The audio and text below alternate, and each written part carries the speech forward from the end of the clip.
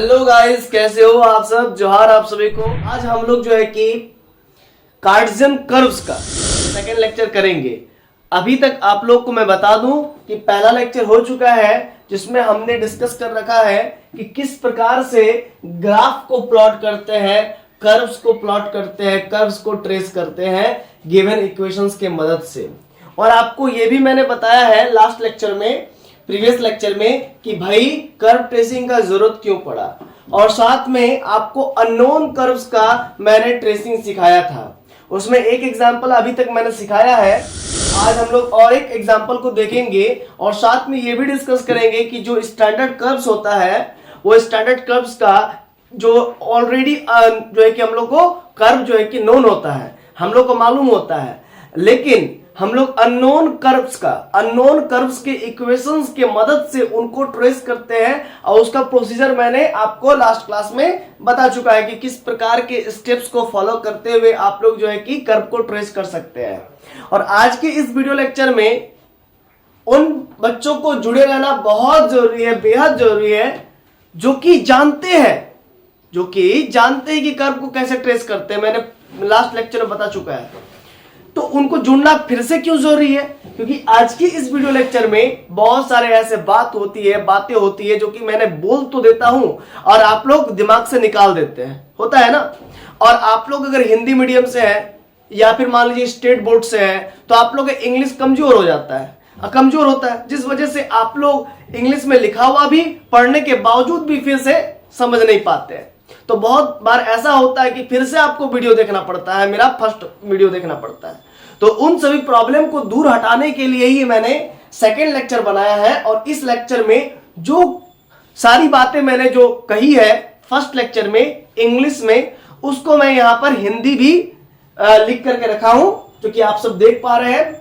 उन सभी प्रोसीड्यूर को मैंने हिंदी में लिखा है और साथ ही साथ इस लेक्चर्स में मैंने सिमेट्रिसिटी के अलग अलग आयामों को भी यहां पर लिखा है। जैसे कि लास्ट लेक्चर में मैंने सिमेट्रिसिटी के बहुत सारे आयाम्स को नहीं लिखा था, तो यहां पर लिखा है। तो सर ऐसे ही फिर आप फर्स्ट लेक्चर बना दिए? हाँ, उसमें बनना था तो बन गया, वो इजी था इसलिए बन गया। बट अब जो नया हम लोग कर्व्स देखेंगे उनको ट्रेस करना जब सीखेंगे, जैसे कि मैं आपको कुछ कर्व्स दिखाना चाहूंगा। लाइक आज हम लोग जो डिस्कस करने वाले हैं नया कर्व्स पर हम लोग डिस्कस करेंगे।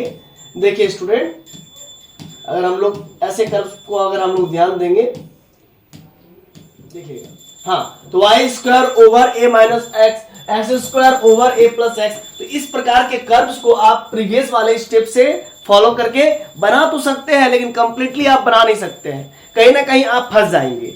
इसीलिए आज के इस प्रोसीड्यूर को भी समझना जरूरी है। तो आप कहेंगे अलग अलग क्वेश्चन लाएंगे सर और आप अलग अलग प्रोसीड्यूर बताएंगे तब तो हम लोग का खिचड़ी हो जाएगा। नहीं बाबू, ऐसा नहीं है। पहला क्लास में हम उतना ही प्रोसीड्यूर बताए थे जितना आप अपने माइंड में घुसा पाएंगे, और आज के इस क्लास में हम उतना प्रोसीड्यूर बताएंगे, मतलब आगे जितना भी मैं पीछे जितना ही बता चुका हूं उसको आज मैं पूरा कवर कर दूंगा, जिससे क्या होगा कि आपका पूरा प्रोसीड्यूर आज क्लियर हो जाएगा और बहुत अच्छे से क्लियर होगा।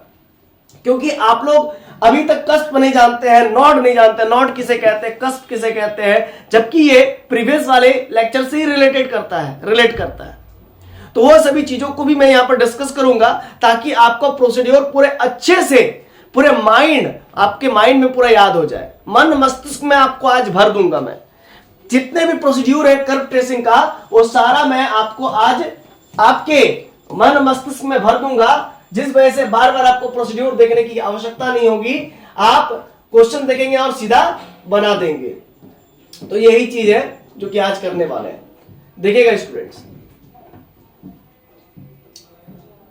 देखिए सबसे पहले कार्टेशियन कर्व्स जो हम लोग अभी पढ़ रहे हैं उसको कहते हैं कार्टेशियन कर्व्स। उसके बाद जो हम लोग पढ़ेंगे उसको कहेंगे पोलर कर्व्स। अब पोलर कर्व्स क्या होता है वो बाद में बात की बात है। सबसे पहले आज में जीना सीखिए और कार्टेशियन कर्व्स के मतलब समझिए।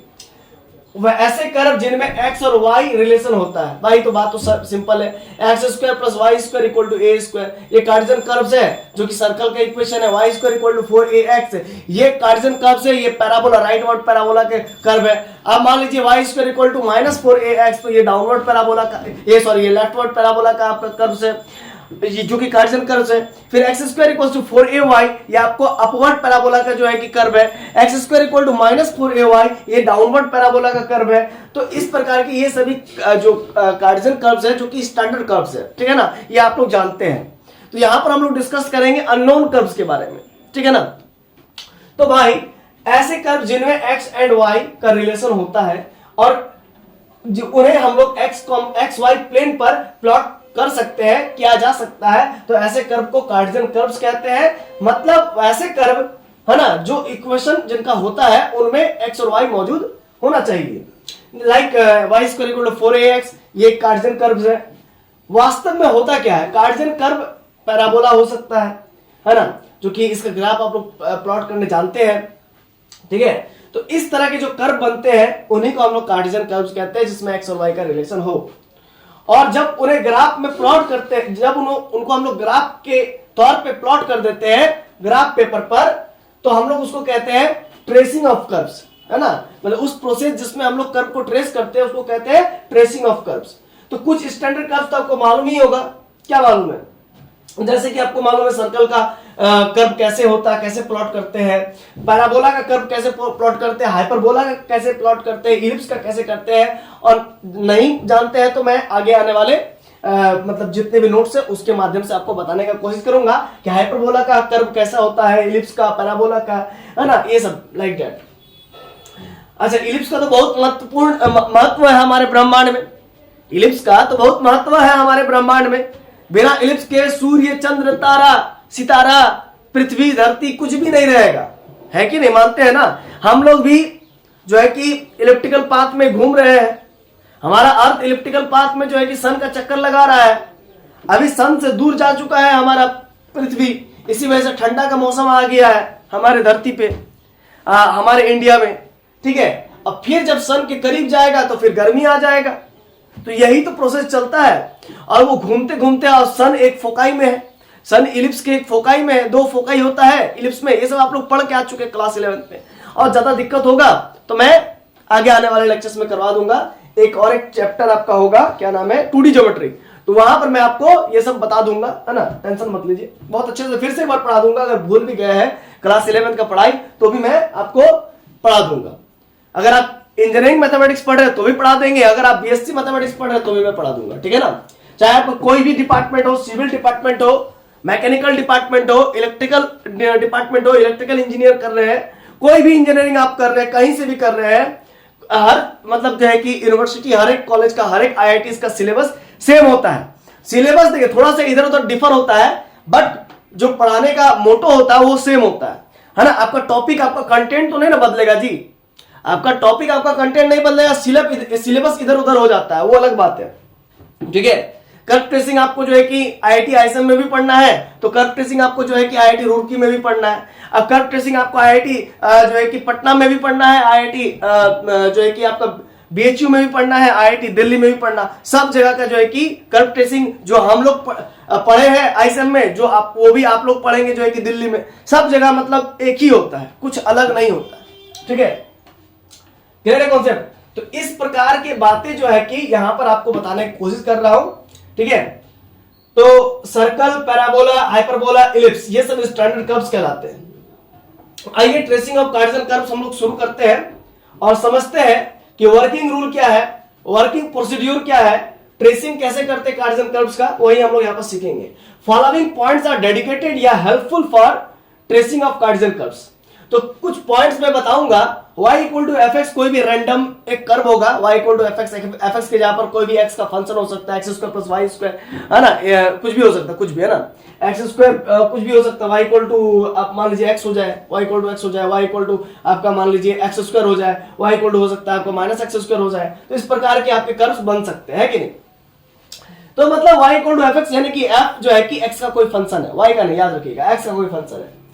तो सिमेट्रिक कर्व क्या होता है, सबसे पहले सिमेट्रिसिटी सीख लेते हैं, जो कि आपने पहले भी सीखा है। इसका मतलब क्या होता है, इसका मतलब ये होता है जैसे कि मेरा नाक है, नाक के अबाउट मेरा फेस जो है कि सिमेट्रिक है। नाक के इस तरफ लेफ्ट साइड जितना मेरा फेस जिस टाइप का है उसी टाइप का मेरा नाक के राइट साइड में भी फेस है। तो मैं नाक के अबाउट मेरा जो फेस है ना वो सिमेट्रिक है। क्लियर है कॉन्सेप्ट। अच्छा, तो वही है कि इसका मतलब क्या है कि ऊपर वाला पोर्शन जितना जिस प्रकार से बन रहा है वैसे ही नीचे वाला पोर्शन भी बनना चाहिए, और ऊपर वाला पोर्शन नीचे वाले को ढक ले।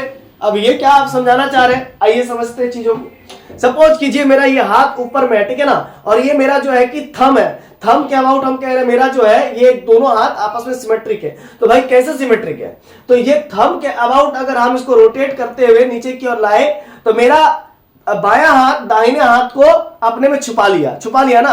अब आप देख सकते हैं बायां हाथ तो आप देख पा रहे हैं, लेकिन आप दाहिना हाथ को आप देख नहीं पा रहे हैं। तो इसका मतलब मेरा ये जो हाथ है, ये जो हथेली है वो सिमेट्रिक है अबाउट थंब। इस प्रकार से आप बातों को कह सकते हैं।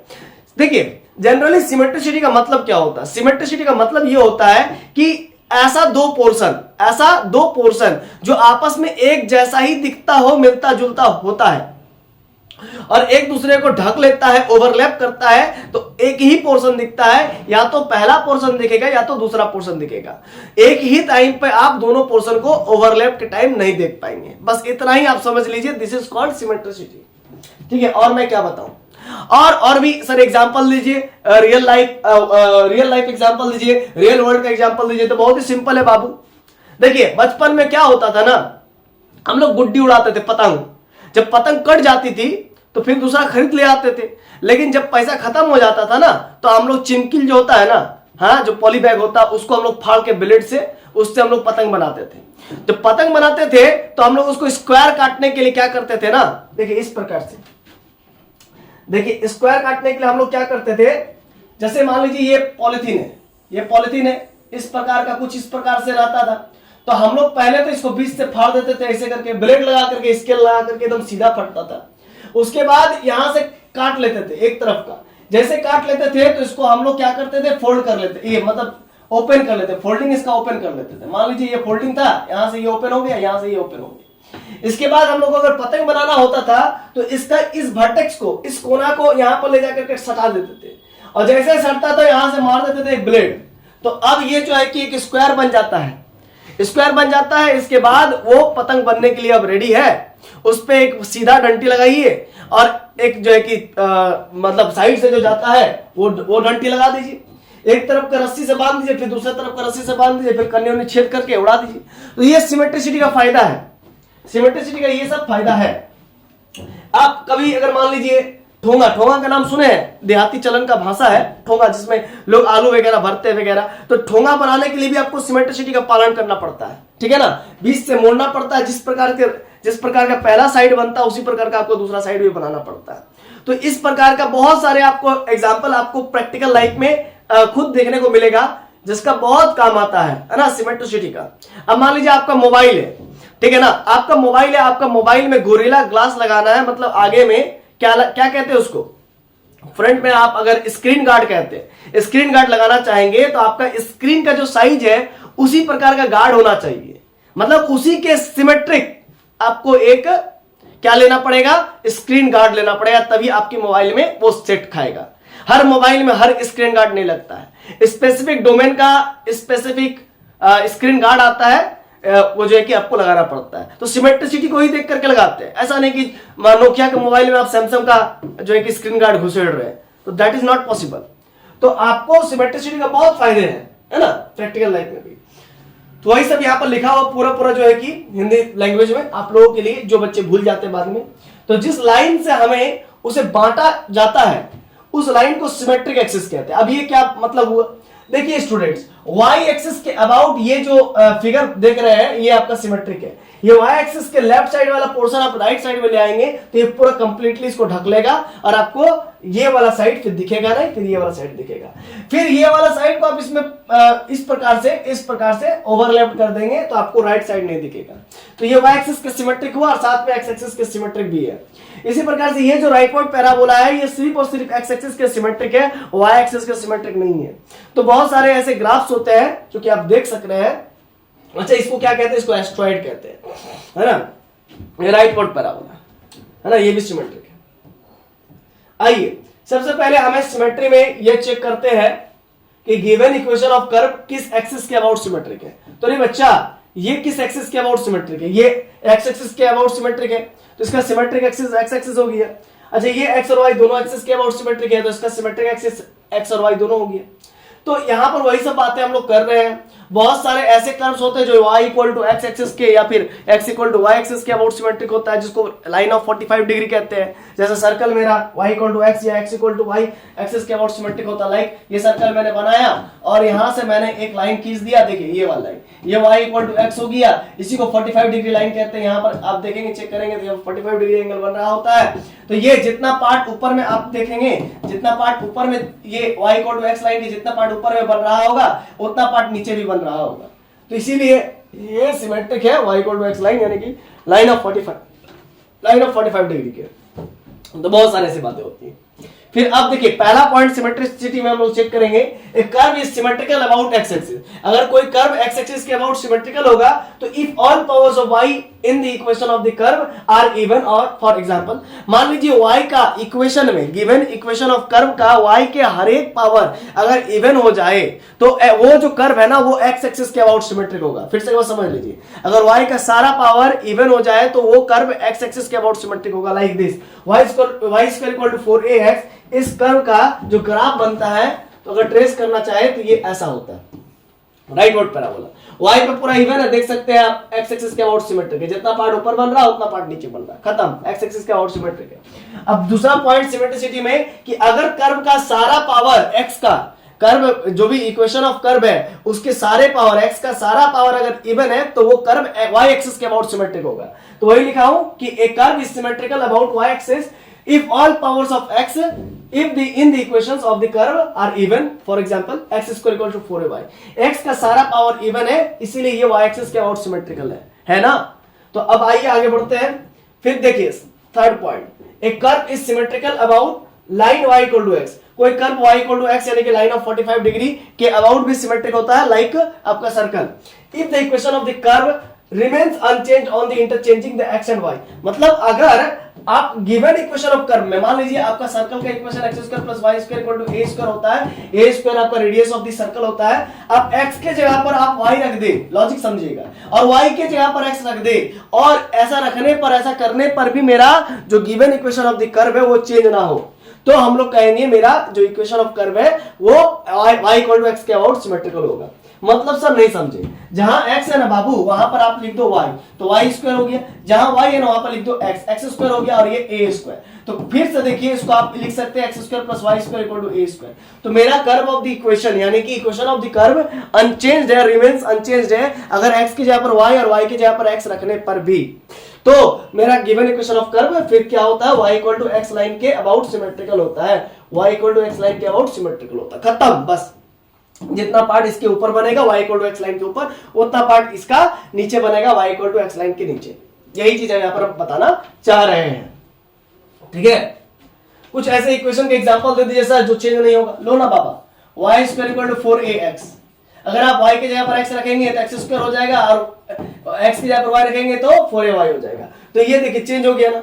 तो ऐसा इक्वेशन फिर y equal to x axis के अबाउट सिमेट्रिकल नहीं होता। और बात तो सही है, y square equal to 4ax आपका इक्वेशन ऑफ द कर्व ऐसा था, और ये y इक्वल टू एक्स के अबाउट सिमेट्रिक कहां है, जितना y इक्वल टू एक्स के ऊपर बन रहा उतना क्या नीचे बन रहा है, नहीं बन रहा। ये सब बातें क्योंकि ये चेंज हो गया है ना, और कहता है स्टेटमेंट कहता है कि चेंज नहीं होना चाहिए तभी y इक्वल टू एक्स के अबाउट सिमेट्रिक होगा। आइए पढ़ते आगे। देखिए आपको करके दिखाया कि y इक्वल टू एक्स के अबाउट जितना नीचे पोर्शन बन रहा उतना ऊपर बनेगा, है ना, क्योंकि x के जगह पर y के जगह पर x रखने पर भी मेरा given equation of the curve है वो चेंज नहीं हो रहा है। फिर डी पॉइंट में देखिए, if the equations of the curve remains unchanged when x is changed to -x and y is changed to -y, then the curve is symmetrical about opposite quadrant. सबसे पहले समझिएगा कि ऑपोजिट क्वाड्रेंट होता क्या है। सबसे पहले समझिएगा कि ऑपोजिट क्वाड्रेंट होता क्या है। देखिए स्टूडेंट, ऑपोजिट क्वाड्रेंट को समझने से पहले एक सर्कल बनाते हैं, और जितना पार्ट ये फर्स्ट क्वाड्रेंट में है उतना ही पार्ट ये थर्ड क्वाड्रेंट में होना चाहिए। इसी को कहते हैं ऑपोजिट क्वाड्रेंट। जितना पार्ट आपका फर्स्ट क्वाड्रेंट में है उतना ही पार्ट आपका फोर्थ क्वाड्रेंट में, सॉरी सेकंड क्वाड्रेंट में है उतना ही पार्ट आपका फोर्थ क्वाड्रेंट में होना चाहिए, और जितना पार्ट आपका फर्स्ट क्वाड्रेंट में है उतना ही पार्ट आपका थर्ड क्वाड्रेंट में होना चाहिए। तो इसी को कहते हैं सिमेट्रिक अबाउट ऑपोजिट क्वाड्रेंट। अगर आप जैसे मान लीजिए x square plus y square equal to a square, ये सर्कल का इक्वेशन है, आपको कह रहा है कि एक्स के जगह पर आप माइनस एक्स रख दीजिए, तो एक्स के जगह पर माइनस एक्स और उसका होल स्क्वायर है, फिर वाई के जगह पर आप माइनस वाई रख दीजिए, उसका होल स्क्वायर है, और रखने के बाद भी अगर चेंज नहीं होता है तब मेरा इक्वेशन ऑफ द कर्व किसके अबाउट सिमेट्रिकल होगा, ऑपोजिट क्वाड्रेंट के अबाउट सिमेट्रिकल होगा। और आप यहां पर बहुत भली बात देख सकते हैं कि सर्कल का इक्वेशन जो है वो ऑपोजिट क्वाड्रेंट के अबाउट सिमेट्रिक है, मतलब जितना पार्ट फर्स्ट क्वाड्रेंट में बन रहा है उतना पार्ट थर्ड क्वाड्रेंट में बन रहा है, और जितना पार्ट सेकंड क्वाड्रेंट में बन रहा है उतना पार्ट फोर्थ क्वाड्रेंट में भी बन रहा है। तो कुल मिलाकर के बात ये हुआ कि भाई साहब माइनस एक्स का square plus x square minus y का square plus y square equal to a square, तो मेरा अभी भी equation of the curve change नहीं हुआ। अगर x की जगह पर आप माइनस एक्स रखेंगे और y की जगह पर आप माइनस वाई रखेंगे तो भी मेरा given equation of the curve जो है कि चेंज नहीं होता है। इसीलिए अगर ऐसा हो जाए कि x की जगह पर माइनस एक्स और y की जगह पर माइनस वाई रखने के बावजूद भी मेरा equation of the curve change ना होवे तो वो इक्वेशन ऑफ द कर्व जो कर्व बनाएगा वो ऑपोजिट क्वाड्रेंट के अबाउट सिमेट्रिक होगा। बस यही तो समझाना चाह रहे हैं। If the equation of the curve remains unchanged when x is changed to minus x and y is changed to minus y, then the curve is symmetrical in opposite quadrant. For example, x cube plus y cube equal to 3x square y. And if you want to change x from minus x, so you can change the x over minus x रखिए and put y the place of y in the place of y minus y, ठीक है।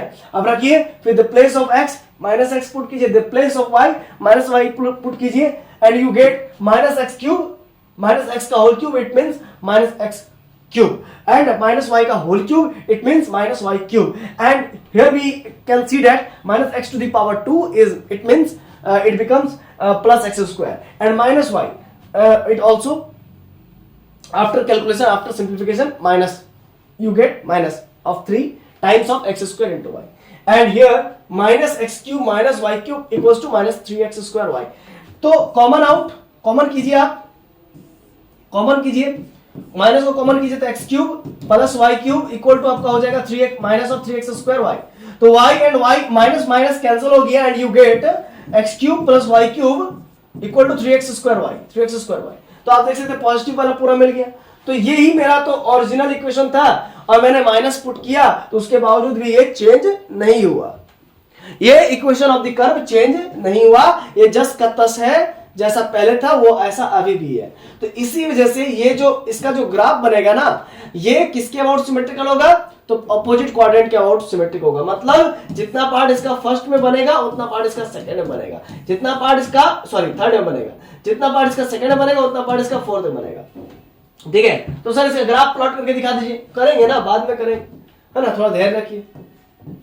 तो यही चीज समझाना चाह रहा है कि जितना फर्स्ट में बनेगा उतना थर्ड में बनेगा और जितना सेकंड में बनेगा उतना फोर्थ में बनेगा। ऐसा ना समझे कि x cube plus y cube equal to 3x square y का ग्राफ ये है, ये तो मैंने जस्ट समझाने के लिए बताया है। ये जो आप ये पूरा लिख दिया हूं मैं, अब वही सब चीज जो भी बोल रहा हूं मैं, जो फर्स्ट में बना उतना थर्ड में बना, जितना सेकंड में बना उतना फोर्थ में बना। आप ऐसा समझिए कि अगर ऐसा रहे कि given equation of the curve में, क्योंकि इसका आप ग्राफ करने जाएंगे तो बहुत समय लग जाएगा, इसीलिए मैंने जस्ट एक समझाने के लिए आपको बताया है, जितना फर्स्ट क्वाड्रेंट में बना उतना थर्ड क्वाड्रेंट में बनेगा, जितना सेकंड में बनेगा उतना फोर्थ में बनेगा, खत्म। अगर x के जगह पर माइनस एक्स रखे, y के जगह पर माइनस वाई रखे और रखने के बावजूद में मेरा given equation of the curve change ना होवे तो फिर हम लोग कहेंगे वो मेरा ऑपोजिट क्वाड्रेंट के अबाउट सिमेट्रिक होगा। बस इतना ही तो समझाना चाह रहे हैं। आइए स्टूडेंट्स अब आगे बढ़ते हैं, ऑरिजिन एंड टेंजेंट की और बात करते हैं, ठीक है। चलिए पहले इतना आप उतार लीजिए, फिर मैं आपको बताता हूं ऑरिजिन एंड टेंजेंट के बारे में। आइए तो स्टूडेंट्स आगे की ओर हम लोग बढ़ते हैं और ऑरिजिन एंड टेंजेंट पर विषय पर बात करते हैं कि ऑरिजिन कब हम लोग निकालते हैं और टेंजेंट कब निकालते हैं। भाई ऑरिजिन निकालना चाहते हो कि कर्व कहां से पास कर रहा है, कर्व अगर ऑरिजिन से पास करेगा तो अगर x के जगह पर 0 पुट करोगे और y के जगह पर 0 पुट करेगा तो उस केस में LHS और RHS सेटिस्फाइड करेगा, तभी हम लोग कहेंगे मेरा कर्व ऑरिजिन से पास कर रहा है, जैसा कि मैंने लास्ट क्लास में बताया था, वही सब चीज पॉइंट लिखा हूं। और जैसे ही मेरा कर्व ऑरिजिन से पास करेगा तो टेंजेंट ऑरिजिन पे ही मिलेगा, तो उसको निकालने के लिए लोएस्ट डिग्री टर्म को 0 से इक्वेट करते हैं। बस यही सब चीज लिखे हैं। यदि point 0,0 satisfied the equation of the given curve then the curve passes through the origin. मैं आपको एग्जांपल लेके बताऊंगा।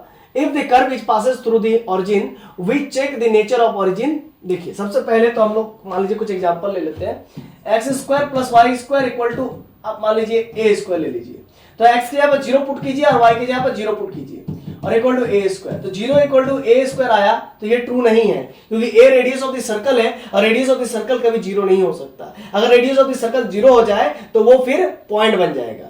अब पॉइंट को सर्कल नहीं कहते हैं, पॉइंट को क्या सर्कल कहेंगे, है ना, सर्कल का ना सर्कल कहते हैं जिसका कुछ ना कुछ रेडियस होता है, तो कुछ ना कुछ रेडियस होगा, 1 2 3 कुछ भी होगा, तो उस केस में तो ये तो 0 के बराबर नहीं होगा, ये नॉट इक्वल होगा, इसीलिए ये एलएचएस और आरएचएस बराबर नहीं हुआ।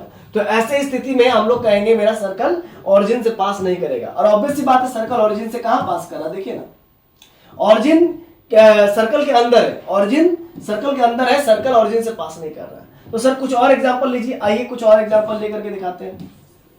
जैसे कि मान लीजिए y² = 4ax, ये राइटवर्ड पैराबोला होता है। अब x की जगह पर 0 और y की जगह पर 0 पुट कीजिए, यही ना कहता है इक्वेशन ऑफ द कर्व में, ये स्टेटमेंट में। तो अगर आप पुट करेंगे तो 0 = 0 आ गया, इसका मतलब एलएचएस और आरएचएस बराबर आ गया। एलएचएस आरएचएस सैटिस्फाइड कर गया, इसका मतलब है given equation of the curve origin से पास करेगा। अगर ओरिजिन से पास भी कर रहा, देखिए ना, ओरिजिन से ही पास करता राइटवर्ड पैराबोला, ठीक है। 4a क्या है सर, तो लेटस रेक्टम है, लेटस रेक्टम जितना मुंह चियारेगा ये पैराबोला, उसी को लेटस रेक्टम 4a कहते हैं। यहां से यहां तक 2a होता है, यहां से यहां तक 2a होता है, आप लोग इसे मालूम ही होगा, क्लास 11 में पढ़ के आए होंगे। तो इस प्रकार से आपने देखा कि ओरिजिन से पास कर रहा है, ठीक है ना सर।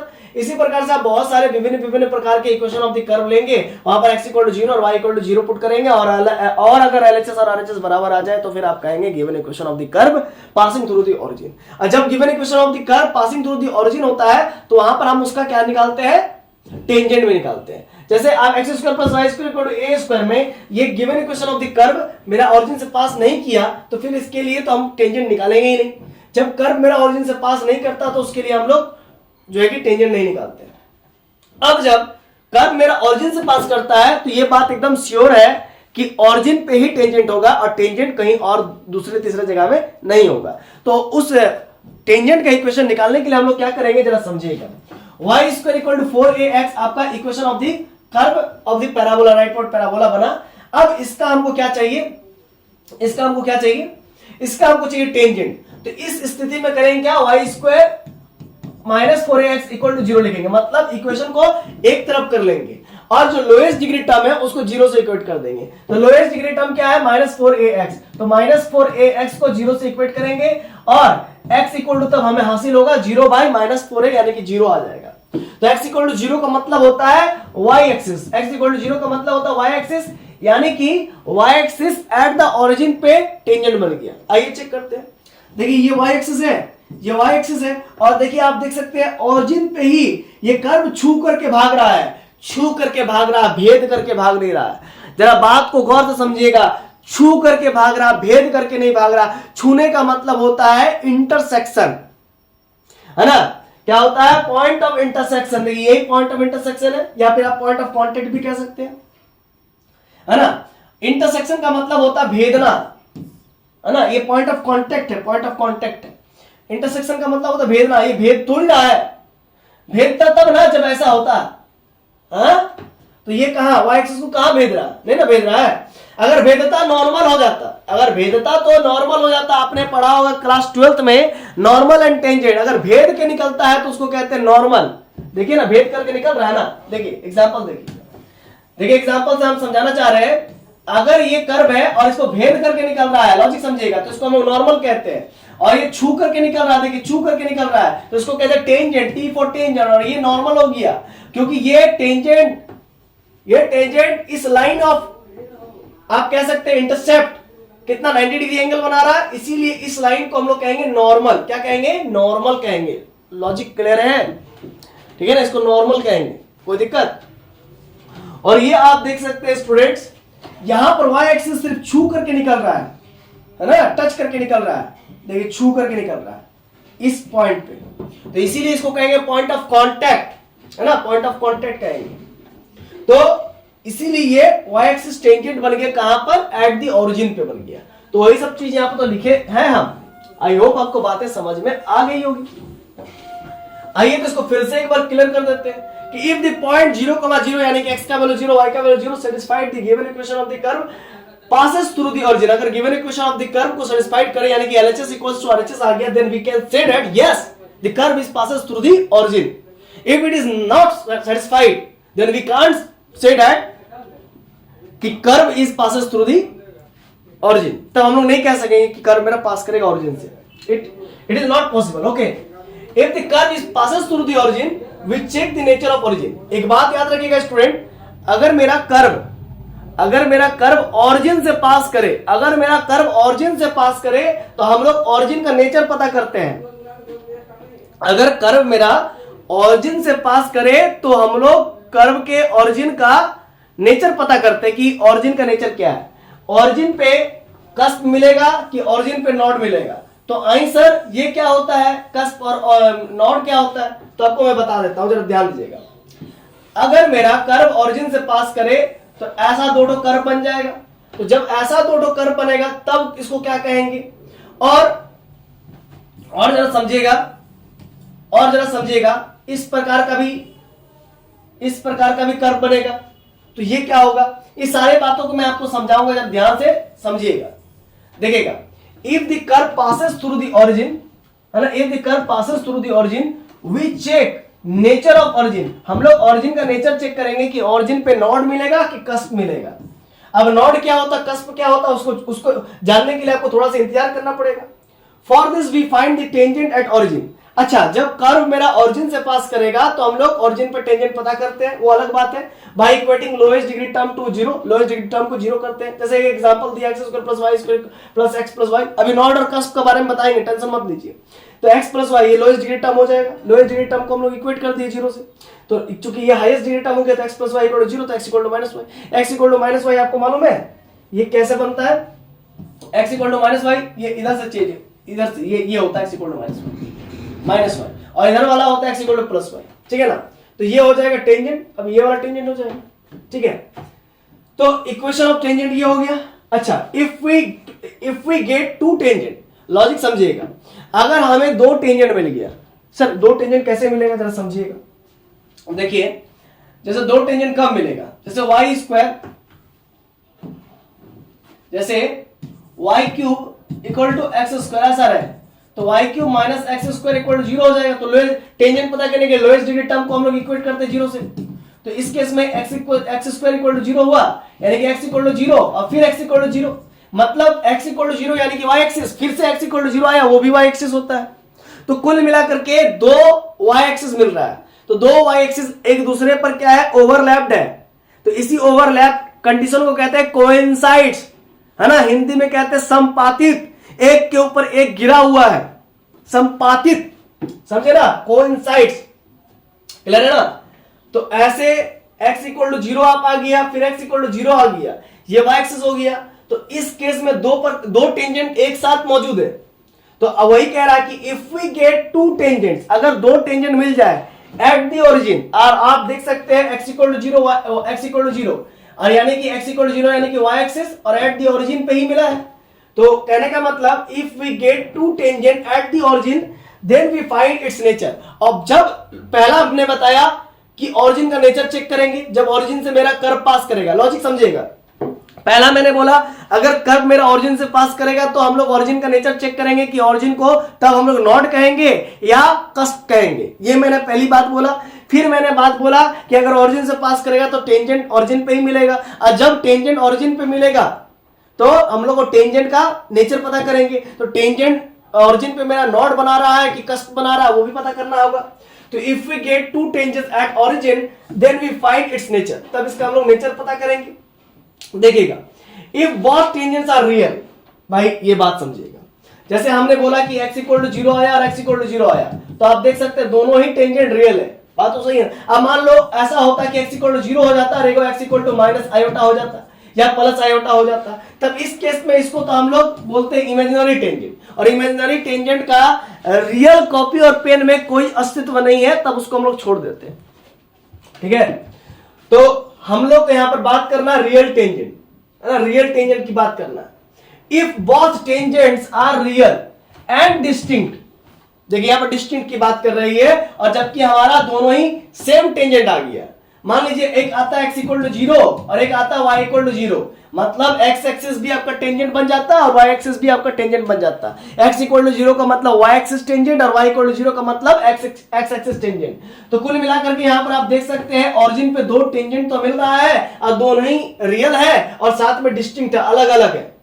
तो उस केस में क्या सीन होता, then origin is called a node. या ये बात याद रखिएगा स्टूडेंट्स, ये बात आप याद रखिएगा, अगर ऑरिजिन पे दो टेंजेंट मिले और दोनों का दोनों रियल हो और दोनों का दोनों आपस में अलग अलग हो, तो उस केस में हम लोग कहेंगे ऑरिजिन को नॉड। क्या कहेंगे, ऑरिजिन को कहेंगे नॉड। अब ये क्या बात कह रहे हैं सर, खोपड़ी में नहीं घुस रहा, तो खोपड़ी में घुसाने के लिए आइए एक एग्जांपल ले लेते हैं।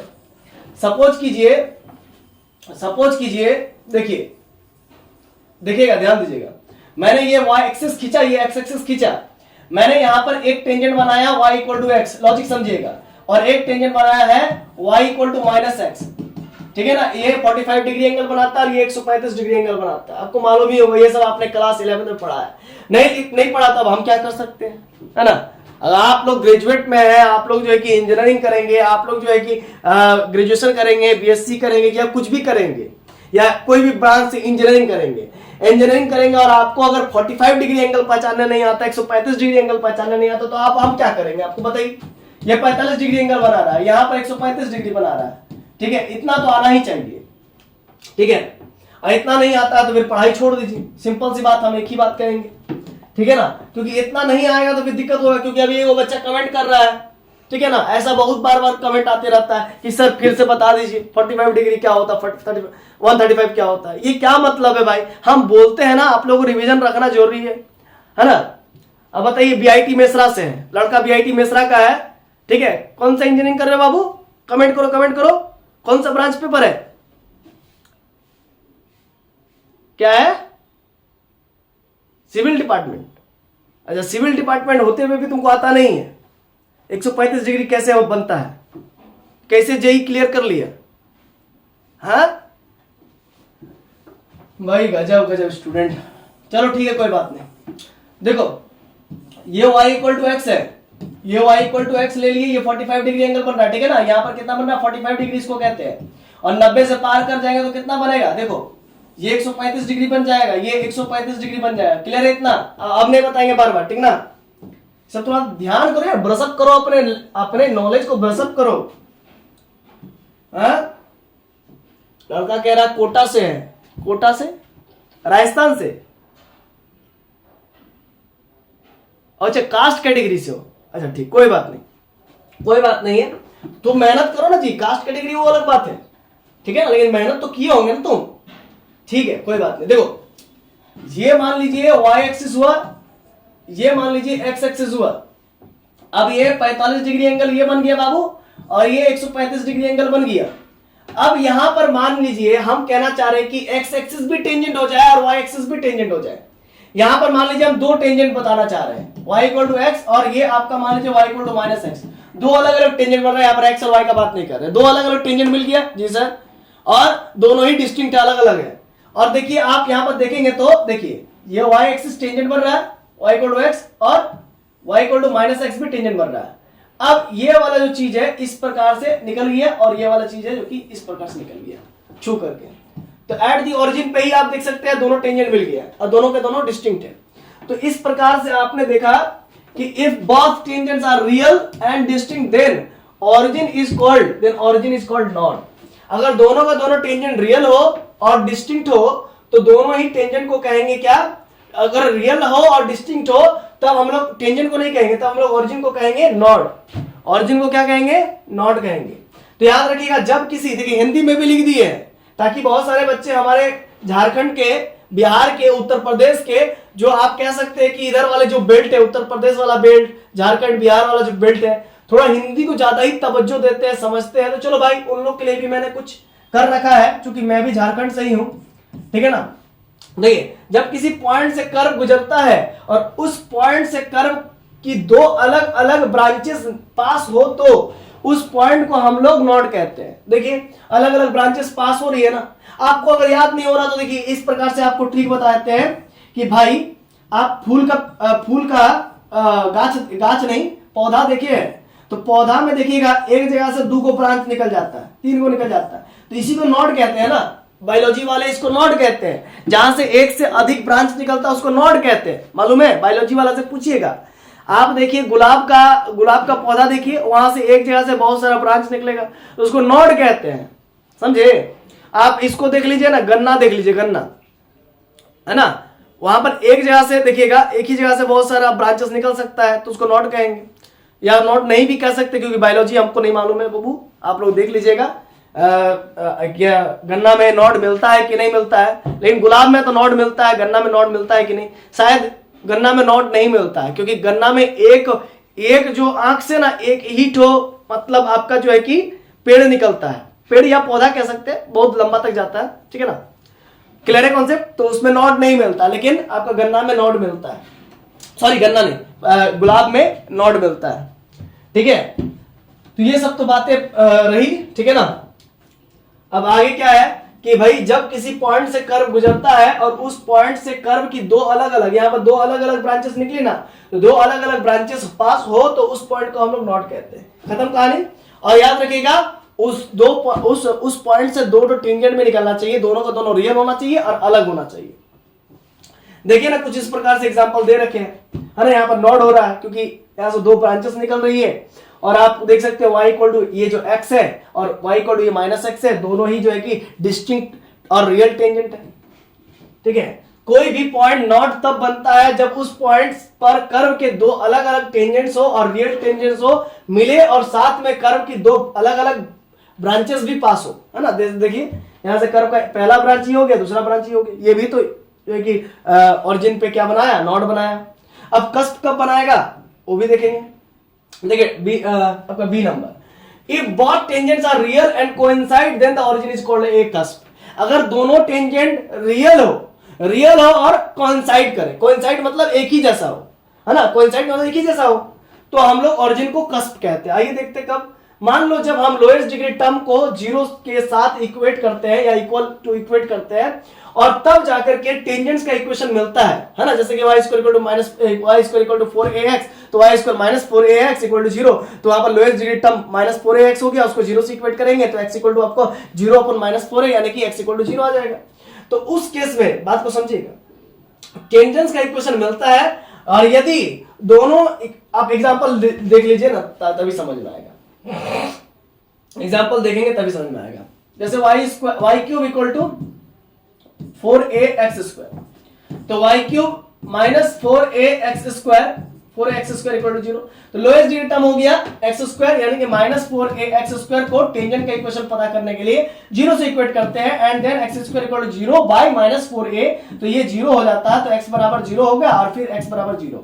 तो आप देख सकते हैं दोनों ही सेम आपका टेंजेंट निकल के आया, y एक्सिस दो बार, इसका मतलब भी y एक्सिस, इसका मतलब भी y एक्सिस, और दोनों का दोनों सेम है और कोइंसाइड कर गया, एक ही जैसा है, तो एक दूसरे पर ओवरलैप्ड होगा। लोएस्ट डिग्री टर्म से मैंने इक्वेट किया तो इक्वेशन ऑफ टेंजेंट निकल के आया, और एक दूसरे पर ओवरलैप्ड भी है, तो इस केस में ये जहां से पास करेगा मतलब ओरिजिन से पास करेगा, तब इस ओरिजिन को हम लोग कहेंगे, क्या कहेंगे बोलिए तो, ओरिजिन को कहेंगे कस्प कहेंगे। जैसे y x इक्वल टू 0 आया ना, तो x इक्वल टू 0 का मतलब इस प्रकार से देखिए, y एक्सिस टेंजेंट बन गया, तो ये y एक्सिस टेंजेंट हो गया, तो x इक्वल टू 0 पर दो ब्रांचेस निकला, समझ रहे ना, क्योंकि x एक्सिस को हमें क्या करना है, सॉरी y एक्सिस को हमें क्या करना है, टेंजेंट करना है, तो इस वजह से इसको अब क्या कहेंगे, कस्प कहेंगे। समझ रहे हैं बात को मेरा, तो वही सब चीजें। तो एग्जांपल यहाँ पर एक और लिया हुआ, x cube plus y cube plus x square plus y square equal to 0, तो एक्स स्क्वायर इक्वल टू 0 ले लिए, है ना। अब वाई स्क्वायर इक्वल टू चाहे तो 0 भी ले सकते हैं, तो x equal to 0 x equal to 0, मतलब दो यहाँ पर टेंजेंट मिला और दोनों का दोनों रियल है और सेम है, यानी कोइंसाइड कर रहा है। यहां आप देखिए दो टेंजेंट, दोनों ही टेंजेंट्स y एक्सिस पर कोइंसाइड है, y एक्सिस इक्वल टू 0 का मतलब क्या होता है, y एक्सिस, अर्थात y एक्सिस ही इस केस में टेंजेंट है, और गौर से देखे तो यहां दो टेंजेंट्स है जो कि कोइंसिडेंट है, ऐसा कंडीशन में जिसमें कि दो टेंजेंट मिले और दोनों ही सेम मिले और ओरिजिन पे आती हो, और टेंजेंट ओरिजिन से ही निकलती हो, तो उस कंडीशन में ओरिजिन को कस्प कहते हैं। एग्जांपल देखिए, जैसे अगर हम यहां पर बात करें तो y इक्वल टू 0 होगा, y इक्वल टू 0 यानी कि x एक्सिस टेंजेंट होगा, तो देखिए x एक्सिस टेंजेंट होगा तो कर्व ऐसी की और ऊपर की ओर फैला हुआ है, तो इस केस में देखिए दो कर्व भी निकल रहा है, और ये जो है कि इस पॉइंट पर ओरिजिन को हम लोग कहेंगे कस्प। ऐसा भी कंडीशन आपको मिल सकता है कि यहां से भी एक कर्व निकल गया, एक नीचे की ओर भी कर्व निकल गया, लेकिन आपको याद रखना है कि अगर ऑरिजिन पे टेंजेंट मिले और टेंजेंट दोनों का दोनों सेम रहे, ऑरिजिन पे टेंजेंट मिले और टेंजेंट दोनों का दोनों सेम रहे, दोनों का दोनों कोइंसिडेंट रहे, मतलब संपातित रहे, मतलब एक जैसा रहे, जैसे x equal to zero, x equal to zero, यानी कि y एक्सिस पे कोइंसिडेंट है टेंजेंट, दोनों टेंजेंट, तो उस केस में हम लोग ओरिजिन को क्या कहेंगे, कस्प कहेंगे। याद रखिएगा बार बार कि जो टेंजेंट होना चाहिए वो एक जैसा होना चाहिए, एक जैसा टेंजेंट होना चाहिए और ओरिजिन पे ही होना चाहिए, तो ओरिजिन को तब कस्प कहेंगे। ये एक्स एक्सिस टेंजेंट है, यहां पर भी ओरिजिन पर टेंजेंट बन गया, तो ओरिजिन पर टेंजेंट को ओरिजिन पर टेंजेंट जब बन रहा है और दो अलग अलग ना बन करके एक ही जैसा बने और रियल बने तो ओरिजिन को कस्प कहेंगे। अब आइए आगे पॉइंट पढ़ेंगे, ठीक है, पहले इतना आप उतारिए, इसके बाद फिर आगे बढ़ते हैं।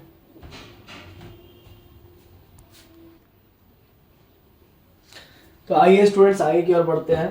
देखिए point number C, if both tangents are imaginary, कहने का मतलब ऐसा कुछ स्थिति आ जाए, बताता हूं मैं, वाई स्क्वायर, एक मिनट,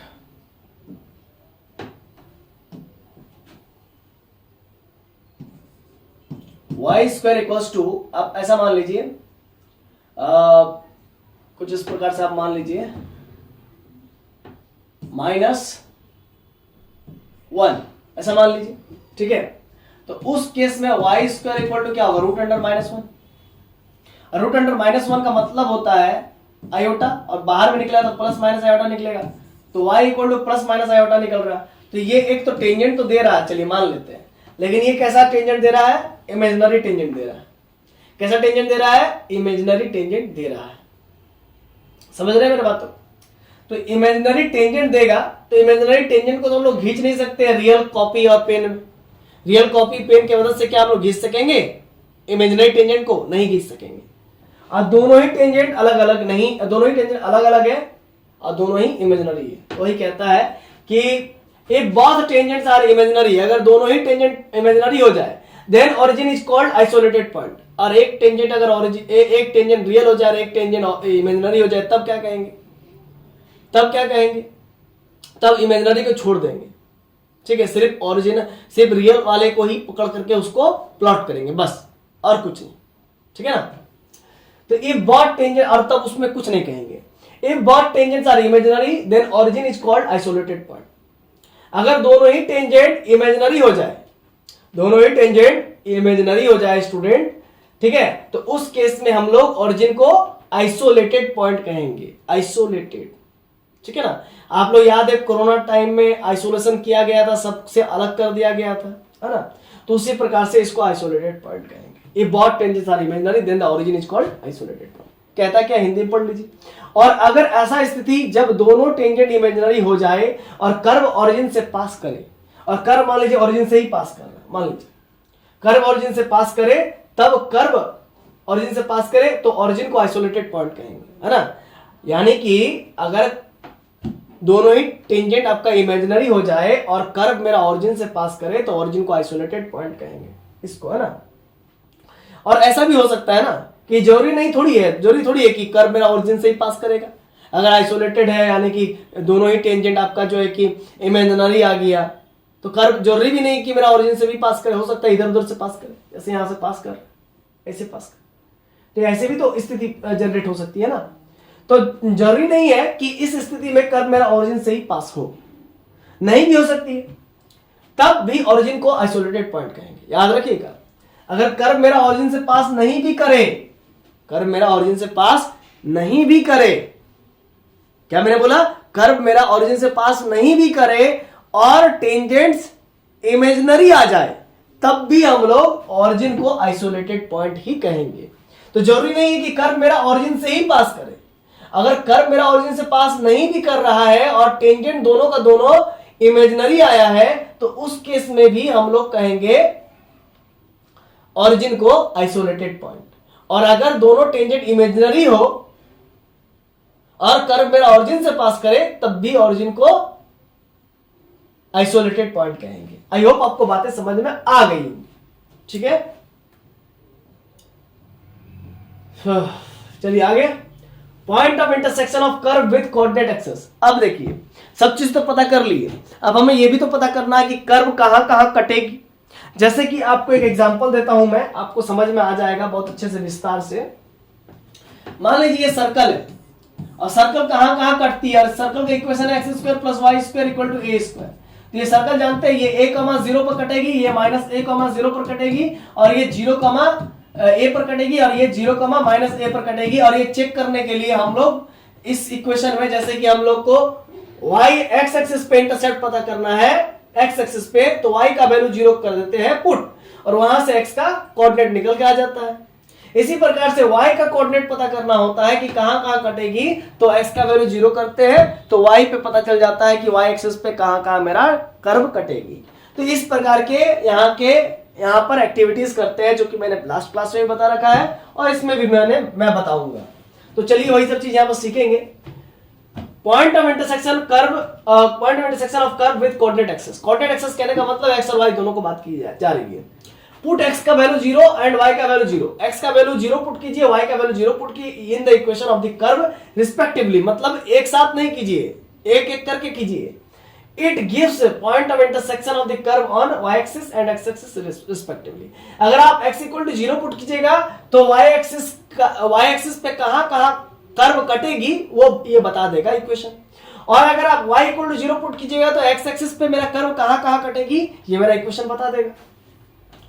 x-axis पे y 0 होता है, y-axis पे x 0 होता है, तो y equal to 0 पुट कीजिएगा तो आपको x-axis में कहां कटेगी मेरा कर्व वो पता चल जाएगा। x equal to 0 पुट कीजिएगा तो y एक्सिस में मेरा कर्व कहां कटेगी वो आपको पता चल जाएगा। समझ गया ना? मैंने आपको एग्जांपल देके भी तो बता दिया ना। लो ना भाई, एक बार और ले लो। मेरा ये मान लो ये सर्कल है और इसका कोऑर्डिनेट होता है a,0, ये -a,0, और ये 0, a, और ये 0, -a। एग्जाम्पल है x square plus y square equal to a square. आपको अगर x एक्सिस में पता करना है तो y का मान 0 पुट कीजिए, y का मान जैसे 0 पुट कीजिए तो x square equal to a square मिलेगा, तो x बराबर रूट अंडर ए स्क्वायर। इसका मतलब होता है प्लस माइनस ए, यानी कि जब आपने x का मान 0 रखा, y का मान 0 रखा तो x का मान प्लस ए आया, और जब आपने y का मान 0 रखा तो x का मान आपका माइनस ए आया। तो कुल मिलाकर के जब y का मान 0 था तो x का 2 वैल्यू आया, यानी कि a,0 पर कट रहा है और -a,0 पर कट रहा है। इस प्रकार से पता कर ली। अब आपको y एक्सिस में पता करना है कि y एक्सिस पे मेरा कर्व कहां कटेगा, तो उसके लिए x का मान 0 पुट करना पड़ेगा, और यहां पर y square equal to a square होगा, तो ये आपका हो जाएगा y बराबर प्लस माइनस ए, यानी कि जब x का मान 0 है तो y का मान प्लस ए, और जब x का मान 0 है तो y का मान माइनस ए। तो यहां से आपको पता चलता है कि y एक्सिस पे 0, a पर कटेगा और 0, -a पर कटेगा। तो इस प्रकार से आप पॉइंट ऑफ इंटरसेक्शन पता कर सकते हैं कि कर्व मेरा कहां कहां कटेगा। ठीक है, अब इसके बाद सब कुछ होने के बाद एसिम्पटोट्स पता करते हैं भाई। एसिम्पटोट्स तो पता करना ही पड़ेगा। एसिम्पटोट्स कैसे निकलता है आप लोग को मालूम है। A straight line at a finite distance from origin to which the curve does not intersect it and touches it at infinity, it means that the asymptotes is a boundary line or the limiting line for the curve। अब कहता क्या है जरा समझिएगा, इस पूरे का हिंदी में बता रहा हूं। कहता है एसिम्पटोट्स होता क्या है। एसिम्पटोट्स एक स्ट्रेट लाइन होता है भाई, लीजिए ये पैरेलल टू y एक्सिस, एसिम्पटोट्स मिल गया। अब एसिम्पटोट्स एक स्ट्रेट लाइन होता है, फाइनाइट डिस्टेंस पर होता है, ओरिजिन से फाइनाइट डिस्टेंस पर, ये ओरिजिन है, ओरिजिन पर से फाइनाइट डिस्टेंस पे होता है, which curve does not intersect. मान लीजिए ये अगर एसिम्पटोट्स है तो अगर यहां से कोई कर्व निकले तो इस कर्व को ये कभी भी टच नहीं करेगा, टच करना भी रहेगा तो इन्फिनिटी पे जाके टच करेगा। Intersect it at touches it at infinity, infinity पे जाके टच करेगा। It means that asymptotes is a boundary. आप देख सकते हैं ये बाउंड्री की तरह ही काम कर रहा है। ठीक है, यहां पर भी ये टच नहीं कर रहा, बाउंड्री की तरह ही काम कर रहा है। तो it does not touches it look likes a boundary line और द लिमिटिंग लाइन। ये लिमिटिंग लाइन है, मतलब ये लिमिट हो गया कि इसके बाहर जो है कि मेरा कर्व नहीं जा सकता। ये लिमिटिंग लाइन भी कह सकते हैं आप कर्व का, समझ रहे ना। और आपको मैंने बहुत अच्छे से बता रखा है कि किस प्रकार से एसिम्पटोट्स निकालते हैं। y एक्सिस के पैरेलल एसिम्पटोट्स कैसे निकालते हैं, x एक्सिस के पैरेलल एसिम्पटोट्स कैसे निकालते हैं, और अगर पैरेलल एसिम्पटोट्स नहीं एग्जिस्ट करे तो ऑब्लिक एसिम्पटोट्स कैसे निकालते हैं, ये भी मैंने आपको बता रखा है। तो मान लीजिए ये x इक्वल टू कोई a एसिम्पटोट्स है जो कि कर्व को टच नहीं कर रहा है, लेकिन कर्व इससे बाहर जा भी नहीं सकता क्योंकि ये लिमिटिंग पॉइंट है, लिमिटिंग लाइन कह सकते हैं। इस पॉइंट को लिमिटिंग पॉइंट कह सकते हैं, इस पूरे co dot dot dot line को लिमिटिंग लाइन कह सकते हैं। अब आइए एसिम्प्टोट्स का दो प्रकार देखते हैं, दो भाई देखेंगे एसिम्प्टोट्स का, पैरेलल टू एक्स एक्सिस और पैरेलल टू वाई एक्सिस और फिर ऑब्लिक एसिम्प्टोट्स। एक देखिए parallel to y axis asymptotes निकालने के लिए क्या करते हैं, equating the coefficients of highest power of x to 0, then we get parallel to x axis. देखिए मान लीजिए y square equal to 4ax ऐसा है, तो y square minus 4ax equal to 0। तो इसमें आपको चाहिए parallel to y axis asymptote चाहिए, तो y का हाईएस्ट ऑर्डर देखिए, हाईएस्ट डिग्री देखिए 2 है, तो 2 का कोएफिशिएंट 1 है, तो 1 को 0 से इक्वेट कीजिए। क्या ये संभव है? Is it is possible? No, ये संभव नहीं है। अगर ऐसा स्थिति जनरेट हो रहा है तो कहेंगे there is no any parallel to y axis asymptotes, नहीं है। और अगर आपको x एक्सिस के अबाउट मतलब उसके पैरेलल एसिम्प्टोट्स चाहिए, तो x का हाईएस्ट डिग्री देखिए और उसका कोएफिशिएंट देखिए -4a है, -4a को 0 से इक्वेट कीजिए। a तो कोई ना कोई कोएफिशिएंट ही है, 0 कभी नहीं होगा। इसका मतलब क्या ये संभव है? अगर ये a 0 नहीं होगा तो क्या ये कभी संभव है? नॉट पॉसिबल, ये भी पॉसिबल नहीं है, इसीलिए एक्स एक्सिस के पैरेलल भी एसिम्प्टोट्स एग्जिस्ट नहीं करेगा। इस प्रकार से आप लोगों को मैंने एसिम्प्टोट्स निकालने बहुत अच्छे तरीके से सिखाया था जब मैंने एसिम्प्टोट्स का लेक्चर ले रहा था आपका। और अगर आप एसिम्प्टोट्स का लेक्चर नहीं जानते हैं कैसे निकाला जाता है, तो उसके लिए आप लोग क्या कीजिए, डिस्क्रिप्शन में पड़े लिंक को देखिए और पहले एसिम्प्टोट्स जाके सीख आइए, नहीं तो आपको ये लेक्चर समझ में नहीं आएगा। ठीक है, एसिम्प्टोट्स मैंने सिखा रखा, पहले सिखा रखा। इतना क्लियर हो गया स्टूडेंट्स? चलिए आगे बढ़ते हैं। देखिए the given equation of the curve हो गया, उसमें रखिएगा, आपको पैरेलल टू एक्स एक्सिस मिल जाएगा, अगर होगा तो मिल जाएगा asymptotes. Parallel to y axis asymptotes निकालने के लिए equating the coefficient of highest power of y to 0, then the given equation of curve आपको मिल जाएगा, है ना, पैरेलल टू एसिम्प्टोट्स। अगर होगा तो मिल जाएगा, नहीं होगा तो नहीं मिलेगा। Note, it is not mandatory, it is not necessary that every curve has asymptotes. सभी कर्व के पास एसिम्प्टोट्स है, ये एसिम्प्टोट्स हो ये जरूरी नहीं है। Example for the curve x square plus y square equal to a square has no any asymptotes, इसका कोई एसिम्प्टोट्स नहीं होता है। रीजियन, अब एसिम्प्टोट्स के बाद हम लोग पता करते हैं रीजियन। ठीक है, तो चलिए पहले इतना उतारिए फिर हम लोग आगे बढ़ते हैं।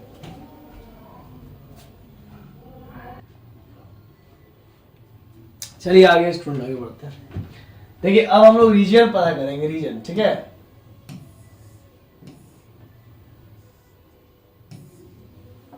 देखिए region, to find the region of the curve we solve the equations of the curve for the value of y और x whichever is convenient, मतलब जो सुविधाजनक हो। अब मतलब क्या कहना चाह रहा है, जरा समझिएगा बात को।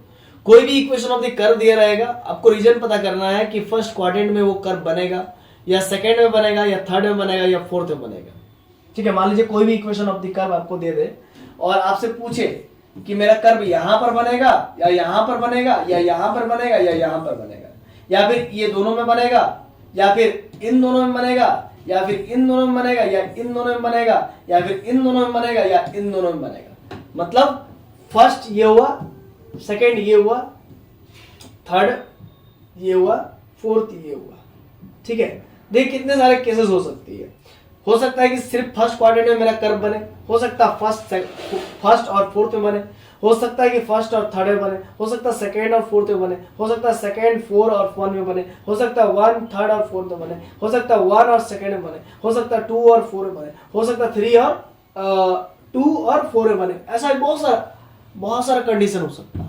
तो ये कंडीशन कौन बताएगा? इन कंडीशन को बताने वाला है रीजन। 5th point region. तो रीजन बताएगा कि कर्व कहां कहां बनेगा। To find the region of the curve we solve, इसके लिए हमें पता करना है अगर कि रीजन कहां कहां बनेगा, कर्व का कहां कर्व का जो है कि बनेगा, ट्रेस करेंगे। तो उसके लिए आपको given equation of the curve में या तो y के लिए सॉल्व कर लेना है या तो x के लिए सॉल्व कर लेना है। जो आपको सुविधाजनक लगे उसके लिए आप सॉल्व कर सकते हैं। यानी कि y इक्वल टू fx के लिए सॉल्व कर सकते हैं या फिर x इक्वल टू fy के लिए। मतलब या तो आप x के लिए सॉल्व कीजिए, जब आप x के लिए सॉल्व कीजिएगा तो y को आप इक्वेट करेंगे, जब आप y के लिए सॉल्व करेंगे तो x को आप इक्वेट करेंगे। सिंपल सी बात है। क्वेश्चन करेंगे तो आपको समझ में आ जाएगा, अभी समझ में नहीं आएगा, अभी ऊपर से क्रॉस कर जाएगा, आपका पार हो जाएगा। Suppose we solve the equation of the curve for y। अगर आप y के लिए सॉल्व करना चाहते हैं then we examine for following points. अगर आप y के लिए सॉल्व करना चाहते हैं तो उसके लिए कुछ पॉइंट्स को आप एग्जामिन करेंगे, और आप x के लिए सॉल्व करना चाहेंगे तो उसके लिए भी इन पॉइंट्स को आप एग्जामिन करेंगे, इसका उल्टा एग्जामिन करेंगे।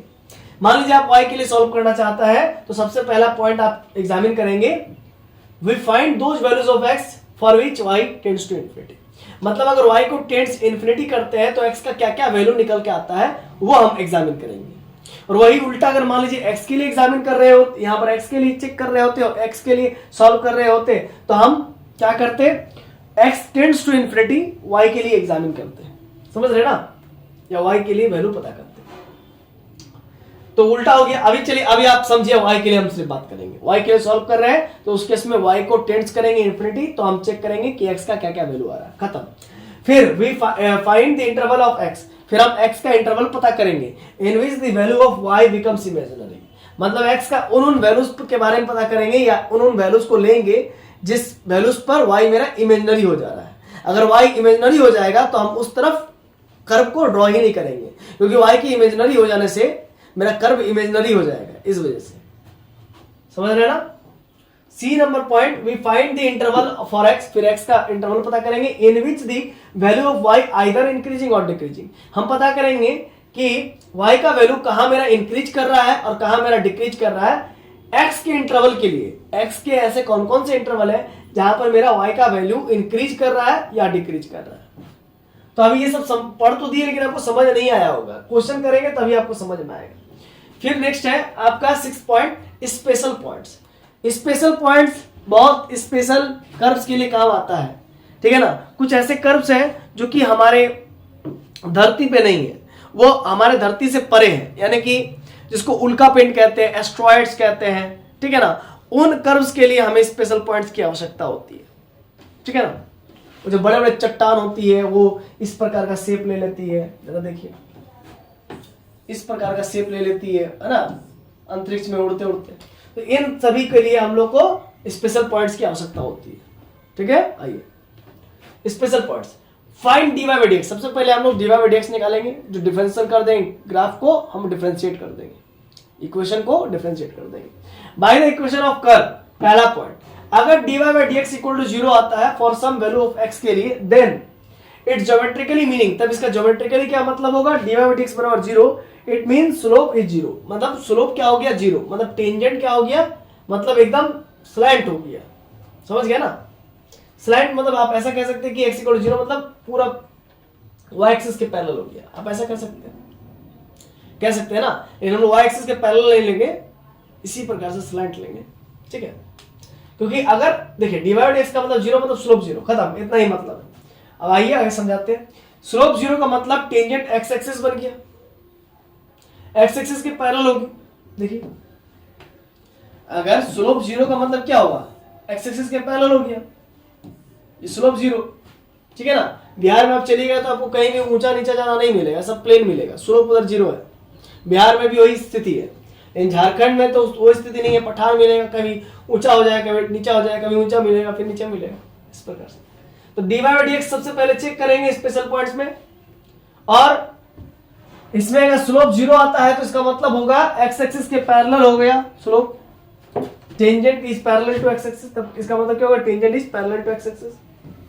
अच्छा, then slope of the curve is either, इस प्रकार से होगा, देखिए ये मेरा स्लोप ऑफ द कर्व एकदम सीधा हो गया, या फिर इस प्रकार से हो जाएगा, नीचे की ओर स्लोप होगा, समझ रहे ना, या तो ऊपर वाला या तो नीचे वाला होगा। अब बी पॉइंट में क्या होगा, अब dy बाई dx बराबर इन्फिनिटी, तो इन्फिनिटी का मतलब क्या होता है बताइए तो। अच्छा, dy बाई dx का मतलब होता है tan theta, dy by dx का मतलब टेन थीटा होता है ना। और टेन थीटा इन्फिनिटी कब होता है, 1090 पे होता है, 10 पाई बाई 2, मतलब थीटा का वैल्यू पाई बाई 2। देखिए थीटा का वैल्यू पाई बाई 2, ये पाई बाई 2, ये 90 डिग्री एंगल बना रहा है, 90 डिग्री पूरा परपेंडिकुलर 90 डिग्री, ये समझ में आया ना। तो 1090 पर इन्फिनिटी चल जाता है, हाइपरबोलिक फंक्शंस बनाता है। टेन थीटा का ग्राफ आप लोग जानते होंगे, 90 डिग्री पर इस प्रकार से, इसको हाइपरबोलिक फंक्शंस कहते हैं, इस प्रकार का ग्राफ बनाता है। क्योंकि इन्फिनिटी बर्दाश्त नहीं कर पाता है टेन थीटा, तो ये parallel to y axis slope बनाता है। ये जो स्लोप है ना, ये y एक्सिस के पैरेलल, समझ गए बात, पूरा बात समझ में आ गया। चलिए अब आगे बढ़ते हैं। देखिए सी पॉइंट, इफ dy by dx is positive, अगर dy by dx पॉजिटिव हुआ for some interval of x, x के कुछ इंटरवल के लिए, देन कर्व इज इंक्रीजिंग, तब कर्व को कहेंगे इंक्रीजिंग। अब ये मतलब क्या हुआ जरा समझिएगा। देखिए ये जैसे कि मैंने कर्व खींचा, ये मतलब ये y एक्सिस हुआ, ये मेरा x एक्सिस हुआ, और ये मेरा कुछ कर्व है इस प्रकार से। अब जब आप यहाँ पर टेंजेंट खींचेंगे कुछ इस प्रकार का यहाँ पर कुछ ना कुछ थीटा बनेगा, कुछ ना कुछ यहाँ पर थीटा बनेगा, मान लीजिए थीटा 1 बना, ठीक है।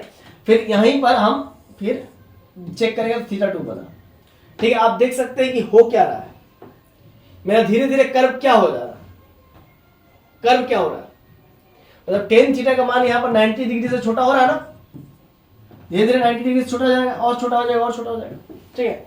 यहाँ पर देख सकते हैं थीटा 1 से छोटा थीटा 2 हो गया, थीटा 2 से छोटा थीटा 3 हो गया, तो धीरे धीरे कर्व का वैल्यू मतलब थीटा का वैल्यू छोटा हो रहा है, धीरे धीरे थीटा का वैल्यू छोटा हो रहा है, समझ गया ना। अब मान लीजिए टेन 90 का वैल्यू आपका इन्फिनिटी होता है, टेन 45 का वैल्यू 1 होता है ना। अच्छा टेन 60 का वैल्यू कितना होता है, टेन 60 का वैल्यू 1/√3 होता है, ठीक है। टेन 60 का वैल्यू कितना होता है जी, टेन 60 का वैल्यू √3 होता है। एक मिनट चेक कर लेते हैं, हाँ कम है ना, हटा उतना क्या चेक करें। टेन 30 का वैल्यू होता है 1/√3 होता है, और टेन 60 का वैल्यू होता है √3 होता है। तो यहां पर हो क्या रहा है जरा समझिएगा, dy by dx पॉजिटिव, आप देख सकते हैं कि dy by dx पॉजिटिव ही है। 90 डिग्री से जितना भी एंगल बन रहा है, 90 डिग्री से छोटा जितना भी एंगल बन रहा है, तो यहां पर हो क्या रहा है, सब जो है कि छोटा है। तो टेन थीटा का वैल्यू अभी भी देखिए 0 से बड़ा है। अगर 90 डिग्री से छोटा है, लॉजिक समझिएगा, अगर 90 डिग्री से छोटा है, 90 डिग्री एक्जैक्टली इक्वल नहीं लेना है, क्योंकि 90 डिग्री एक्जैक्टली इक्वल लीजिएगा तो आपका क्या हो जाएगा, इन्फिनिटी हो जाएगा। तो 90 डिग्री से छोटा लेना है, तो सभी एंगल देखिए ये छोटा होते जा रहा है, डिक्रीज हो रहा है। तो उस केस में टेन थीटा का वैल्यू 0 से बड़ा हो रहा है, ऑब्वियस सी बात है। अब 1/√3 0 से बड़ा है, 1 भी 0 से बड़ा है, √3 भी 0 से बड़ा है। तो भाई 90 डिग्री से छोटा है और 10 0 से बड़ा होना चाहिए, तो 0 भी हम मत लीजिए। तो ये सभी जितने वैल्यूज है यहाँ पर देखिए ना, ये 0 डिग्री थोड़ी बन जाएगा, यहाँ पर 0 डिग्री बनेगा क्या, ये स्लोप धीरे धीरे छोटा होगा जरूर, लेकिन 0 डिग्री नहीं बनेगा, ठीक है ना। तो आप देख सकते हैं 30 40 60 30 इसी प्रकार से आएगा, तो ये कभी भी 0 नहीं हो रहा है। तो इस केस में आप देख सकते हैं dy by dx पॉजिटिव है, dy by dx का मतलब टेन थीटा का वैल्यू सब जगह पॉजिटिव है, some interval of x, then curve is increasing, और कर्व मेरा इंक्रीज ही कर रहा है, देखिए इंक्रीज कर रहा है इन दिस इंटरवल।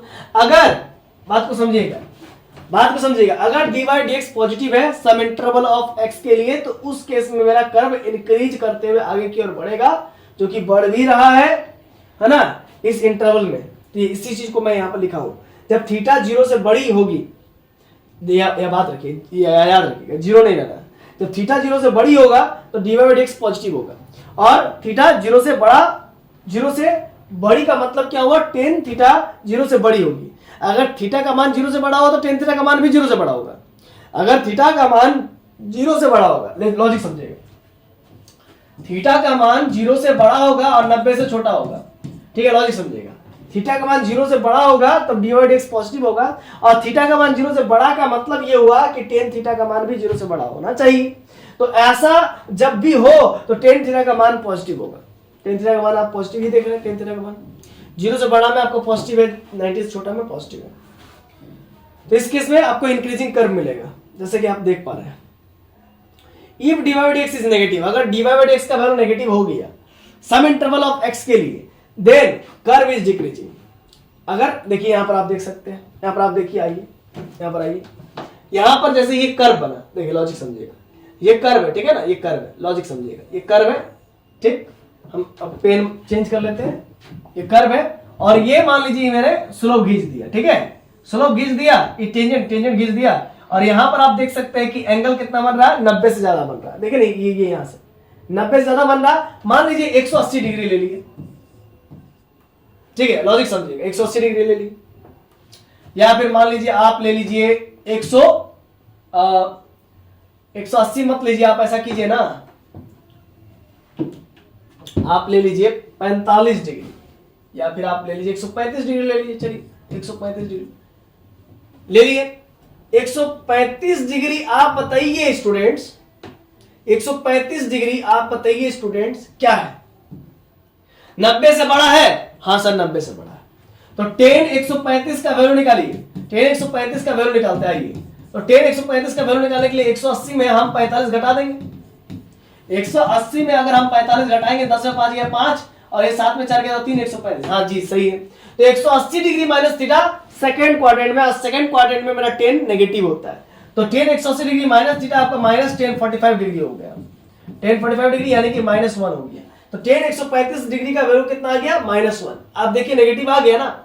तो वही बात कह रहा है कि dy by dx, और tan थीटा का मतलब क्या होता है? tan 135 डिग्री का मतलब क्या होता है? dy by dx at x equal to at theta equal to 135 degree, तो -1। तो अगर dy by dx आपका नेगेटिव आ रहा है, लॉजिक समझिएगा, अगर dy by dx आपका नेगेटिव आ रहा है for some interval of x के लिए, देन कर्व इज डिक्रीजिंग। आप देख सकते हैं कर्व धीरे धीरे घट रहा है, धीरे धीरे धीरे धीरे धीरे करके घट रहा है, कर्व धीरे धीरे घटते रहेगा। आई होप आपको बातें समझ में आ गई होगी। अगर 90 से बड़ा हुआ थीटा का मान, तो उस केस में मेरा कर्व डिक्रीजिंग ऑर्डर में हो जाएगा, धीरे धीरे गिरते रहेगा, गिरते रहेगा, गिरते रहेगा। ठीक है, तो मान लीजिए tan 90 प्लस थीटा क्या होता है? Minus cot theta. यहां से भी आप समझ सकते हैं कि 90 से बड़ा लेंगे तो माइनस कॉट थीटा मिलेगा। ठीक है, तो 180 रहेगा, 90 का इवन मल्टीपल रहेगा तो tan में ही बदल के रहेगा, लेकिन नेगेटिव लग जाएगा। 180 डिग्री माइनस थीटा रहेगा, और tan 90 डिग्री प्लस 90 का मल्टीपल 1 है, इसीलिए वो जो है कि tan कॉट में चेंज हो जाता है, इसीलिए हो गया। dy dx के नेगेटिव होने से ये पता चलता है कि उस पर्टिकुलर इंटरवल में कर्व डिक्रीज हो रहा है। अगर dy dx नेगेटिव है तो कर्व क्या होगा? डिक्रीज ही होगा। आखिर क्वेश्चन करेंगे ज्यादा समझ में आएगा। अब यहाँ पर क्वेश्चन आ गया आपका, पूरा प्रोसीड्योर खत्म कर दिए, आज का जो लेंथी प्रोसीड्योर था सारा खत्म कर दिए। अब यहाँ पर आपको सिखाएंगे ट्रेस ऑफ द कर्व। अब हम लोग आगे बढ़ते हैं, ट्रेस द कर्व एक क्वेश्चंस करेंगे जिससे आपको बहुत अच्छे से समझ में आ जाएगा कि भाई जो अभी अभी हमने सारा प्रोसीड्योर आपको सिखाया है ये कैसे काम करता है। ठीक है ना, ये एक दूसरा टाइप का कर्व है जिसमें बहुत सारे पॉइंट्स आपको नए सिरे से सीखना पड़ेगा। बहुत कुछ मतलब मैं इसमें जोड़ के रखा हूं। सिमेट्रिसिटी का बहुत सारे 4 आयाम आपको देखना है, और इसको आप एक बार सीख लेंगे तो आपको पूरा जो है कि कर्व ट्रेसिंग समझ में आ जाएगा। बस एक यही क्वेश्चन है। इससे पहले जो है कि मैंने एक और एग्जांपल दिया था, वो भी आपने समझ चुका होगा, और ये आपका जो है कि दूसरा एग्जांपल है। इसको आप समझने की कोशिश कीजिए, क्योंकि मैं बहुत अच्छे से समझाऊंगा, आप इसके लिए एकदम निश्चिंत रहिए। देख क्वेश्चन है y square over a minus x equals to x square over a plus x. ये एक अननोन कर्व है, और इस कर्व का हमें ट्रेस करना है, इसका ग्राफ बनाना है। तो सबसे पहले सिमेट्रिसिटी का पहला आयाम, point number A, the curve is symmetric about x axis. ये कर्व एक्स एक्सिस के अबाउट सिमेट्रिक है, क्योंकि जब आप इसको तोड़ते हैं, खोलते हैं, तो y square a minus x into y square equal to आपको मिलता है x square a plus x cube. तो आप देख सकते हैं y के सारे पावर्स में इवन पावर है, सारे y के पावर्स में इवन पावर है। और आपको मैंने बताया था y के सारे पावर्स में इवन होता है तो एक्स एक्सिस के अबाउट सिमेट्रिक होता है, जो कि यहाँ पर लिखा हुआ है। और आप देख सकते हैं x के सारे पावर्स पे इवन पावर नहीं है, यहां पर ऑड पावर है, इसीलिए ये y एक्सिस के अबाउट सिमेट्रिक नहीं है। चूंकि y के सारे पावर्स में इवन है, इसीलिए x एक्सिस के अबाउट सिमेट्रिक है। आइए अब आगे बात करते हैं student, point number B. Point number B तो वही बात है कि y एक्सिस के अबाउट सिमेट्रिक नहीं है, तो इसीलिए काट दिए। ये रफ वर्क मैं बता रहा हूं, अब ऊपर वाला आप लिखेंगे एग्जाम में, ये जो नीचे में रफ वर्क बता रहा हूं वो आपको एग्जाम में नहीं लिखना है, वो जस्ट ऐसे ही समझना है। पॉइंट नंबर सी में क्या करेंगे, y की जगह पर x और x की जगह पर y की जगह पर x और x की जगह पर y हम पुट करके देखेंगे। ठीक है, अगर समझिएगा, अगर पुट करने के बावजूद मेरा given equation of curve change ना होए, अनचेंज रहे, तब हम लोग कहेंगे कि given equation of curve y equal to x line के सिमेट्रिक है, यानी कि लाइन ऑफ 45 डिग्री के अबाउट सिमेट्रिक है। तो चलिए आइए चेक करते हैं कि ऐसा है कि नहीं है। सबसे पहले y के जगह पर x पुट कर देंगे, जहां जहां x है वहां पर y पुट कर देंगे, जहां जहां x है वहां पर y पुट कर देंगे, जहां x है वहां पर y पुट कर देंगे। अब पुट करने के बावजूद अगर चेंज ना होवे, तभी हम लोग कहेंगे कि मेरा curve y equal to x line के अबाउट सिमेट्रिक है। तो आप देख सकते हैं गिवन कर्व मेरा जो है कि चेंज हो गया, ये इस तरीके से इस तरीके में कन्वर्ट हो गया, जो कि सरासर आप देख सकते हैं कर्व में बदलाव आ गया। इस वजह से ये कर्व जो है कि y equal to x line यानी कि लाइन ऑफ 45 डिग्री के अबाउट सिमेट्रिक नहीं होगा। अगर चेंज नहीं होता तो सर्कल की ही तरह y equal to x line ये होता है जो कि ओरिजिन से पास करता है y equal to x line, और इसके अबाउट जो है कि जितना पार्ट उसके ऊपर बनता उतना पार्ट इसके नीचे बनता। हालांकि इससे ये चूक गया क्योंकि y equal to x put करने पर या x equal to y put करने पर मेरा कर्व चेंज हो गया, इस वजह से। अब पॉइंट नंबर सी खत्म हुआ, पॉइंट नंबर डी देखिए। अब x की जगह पर माइनस एक्स पुट करेंगे, देखिए x की जगह पर माइनस एक्स पुट करेंगे, y की जगह पर माइनस वाई पुट करेंगे। मतलब ये कि जहां x है वहां पर माइनस एक्स पुट कर दिया जाएगा और जहां y है वहां पर माइनस वाई पुट कर दिया जाएगा। और पुट करने के बावजूद अगर मेरा कर्व में बदलाव ना आए तो हम लोग कहेंगे मेरा कर्व जो है कि ऑपोजिट क्वाड्रेंट के अबाउट सिमेट्रिक होगा। तो पहले हम लोग चेक कर लेते हैं कि क्या है, फिर हम लोग ऑपोजिट क्वाड्रेंट भी समझ लेंगे। देखिए y की जगह पर आपको माइनस वाई रखना है, तो चलिए y की जगह पर माइनस वाई रख दिए और x की जगह पर आपको माइनस एक्स रखना है, ठीक है। इक्वल टू फिर आपका क्या है, x की जगह पर माइनस एक्स रखना है और equal to a minus x हो जाएगा। यहाँ पर प्लस वाई स्क्वायर हो गया, a प्लस एक्स हो गया, इक्वल टू आपका x square over a minus x हो गया। और आप देख सकते हैं मेरा यहाँ पर माइनस था और यहाँ पर आपका प्लस हो गया, यहाँ पर प्लस था यहाँ पर आपका हो गया माइनस। तो कुल मिलाकर के फिर से जो है कि बदलाव आ गया ना, गिवन इक्वेशन ऑफ कर्व में मेरा बदलाव आ गया, जिस वजह से हम कहेंगे कि मेरा कर्व जो है कि लाइन ऑफ 45 डिग्री के अबाउट सिमेट्रिक नहीं है। अब लाइन ऑफ 45 डिग्री के सॉरी क्या बोल रहे हैं, ऑपोजिट क्वाड्रेंट के अबाउट सिमेट्रिक नहीं है ना, ये बदलाव आ गया, जिस वजह से जो है कि हम लोग कहेंगे कि ऑपोजिट क्वाड्रेंट के अबाउट मेरा कर्व सिमेट्रिक नहीं होगा। अब अगर बदलाव नहीं आता तो समझिए सर्कल की ही तरह ऑपोजिट क्वाड्रेंट के अबाउट सिमेट्रिक होता है, यानी कि फर्स्ट क्वाड्रेंट में जितना एरिया बनता है उतना ही वही सेम एरिया थर्ड क्वाड्रेंट में भी बनता है, और अगर जो फर्स्ट सेकंड क्वाड्रेंट एरिया बनता है वही फोर्थ क्वाड्रेंट में भी एरिया बनता। अगर y की जगह पर माइनस वाई और x की जगह पर माइनस एक्स पुट कर दे और given curve of equation change ना होए, तभी हम लोग कहेंगे कि जितना एरिया इधर बनेगा उतना एरिया इधर बनेगा, या जितना एरिया इधर बनेगा उतना एरिया इधर बनेगा, दैट्स ऑल। तो लेकिन चेंज हो गया, इसी वजह से हम लोग ये कह नहीं पाएंगे। तो यदि x की जगह पर माइनस एक्स, y की जगह पर माइनस वाई से चेंज कर they given equation of curve को और मेरा चेंज ना होए, मतलब x की जगह पर माइनस एक्स पुट कर दे और y की जगह पर माइनस वाई पुट कर दे, उसके बावजूद मेरा इक्वेशन ऑफ कर्व चेंज ना होए, तो उस केस में कहेंगे कर्व ऑपोजिट क्वाड्रेंट के अबाउट सिमेट्रिक होता। लेकिन खैर चेंज हो गया तो अलग बात है, इसीलिए हम लोग नहीं देखेंगे। यहां पर आप एक बात नोट कीजिएगा, y का सारा पावर्स में इवन है, इसी वजह से सिर्फ और सिर्फ x एक्सिस के अबाउट ही सिमेट्रिक होगा मेरा गिवन कर्व। आइए अब हम लोग फेयर मतलब ये वाला आपको लिखना है एग्जाम में दूसरा पॉइंट से। अब हमें पता चल गया कि कर्व मेरा किसके अबाउट सिमेट्रिक है, तो अब हमें निकालना होगा ऑरिजिन और उसके बाद पता करेंगे टेंजेंट। अगर मेरा कर्व ऑरिजिन से पास कर रहा हो तो हम लोग टेंजेंट ऑरिजिन पे ही चेक करेंगे, यानी कि टेंजेंट हमको ऑरिजिन पे ही मिल जाएगा। और अगर मेरा कर्व ऑरिजिन से पास नहीं कर रहा हो तो फिर हम लोग टेंजेंट ऑरिजिन पे निकालने का कोई मतलब ही नहीं, और तब हम लोग टेंजेंट नहीं निकालेंगे। देखिए सबसे पहले हम लोग बात करेंगे ऑरिजिन से मेरा कर्व पास हो रहा है या नहीं हो रहा है, इसको जरा समझेंगे। तो सबसे पहले समझ लीजिए कि ऑरिजिन से कैसे पास होता है। देखिए कर्व है ये मेरा ये कर्व है, ऑरिजिन से पास हो रहा है, ऑरिजिन से पास हो रहा है, देखिए ये भी एक सर्कल है, ये भी ऑरिजिन से पास हो रहा है, देखिए ऑरिजिन से पास हो रहा है। लेकिन ये जो सर्कल है ये वाला, ये ऑरिजिन से पास नहीं हो रहा है स्टूडेंट्स, ये ऑरिजिन जो है कि सर्कल के अंदर घुसा हुआ, देखिए ऊपर वाले में ऑरिजिन के अंदर सर्कल घुसा हुआ है, ऑरिजिन के अंदर ऑरिजिन के अंदर सर्कल घुसा, ये ऑरिजिन के अंदर सर्कल नहीं, सर्कल के अंदर, ये सर्कल है ना, ये सर्कल के अंदर ऑरिजिन घुसा हुआ है, ये सर्कल है, सर्कल के अंदर ऑरिजिन घुसा हुआ है, और ये जो है कि ऑरिजिन से पास हो रहा है सर्कल, ये ऑरिजिन से पैराबोला पास हो रहा है। तो ये आपको क्लियर हो गया कि ऑरिजिन से पास होना क्या होता है, और कर्व ऑरिजिन कर्व के अंदर ऑरिजिन है उसका मतलब क्या होता है। अब हम लोग ऑरिजिन और टेंजेंट चेक करेंगे।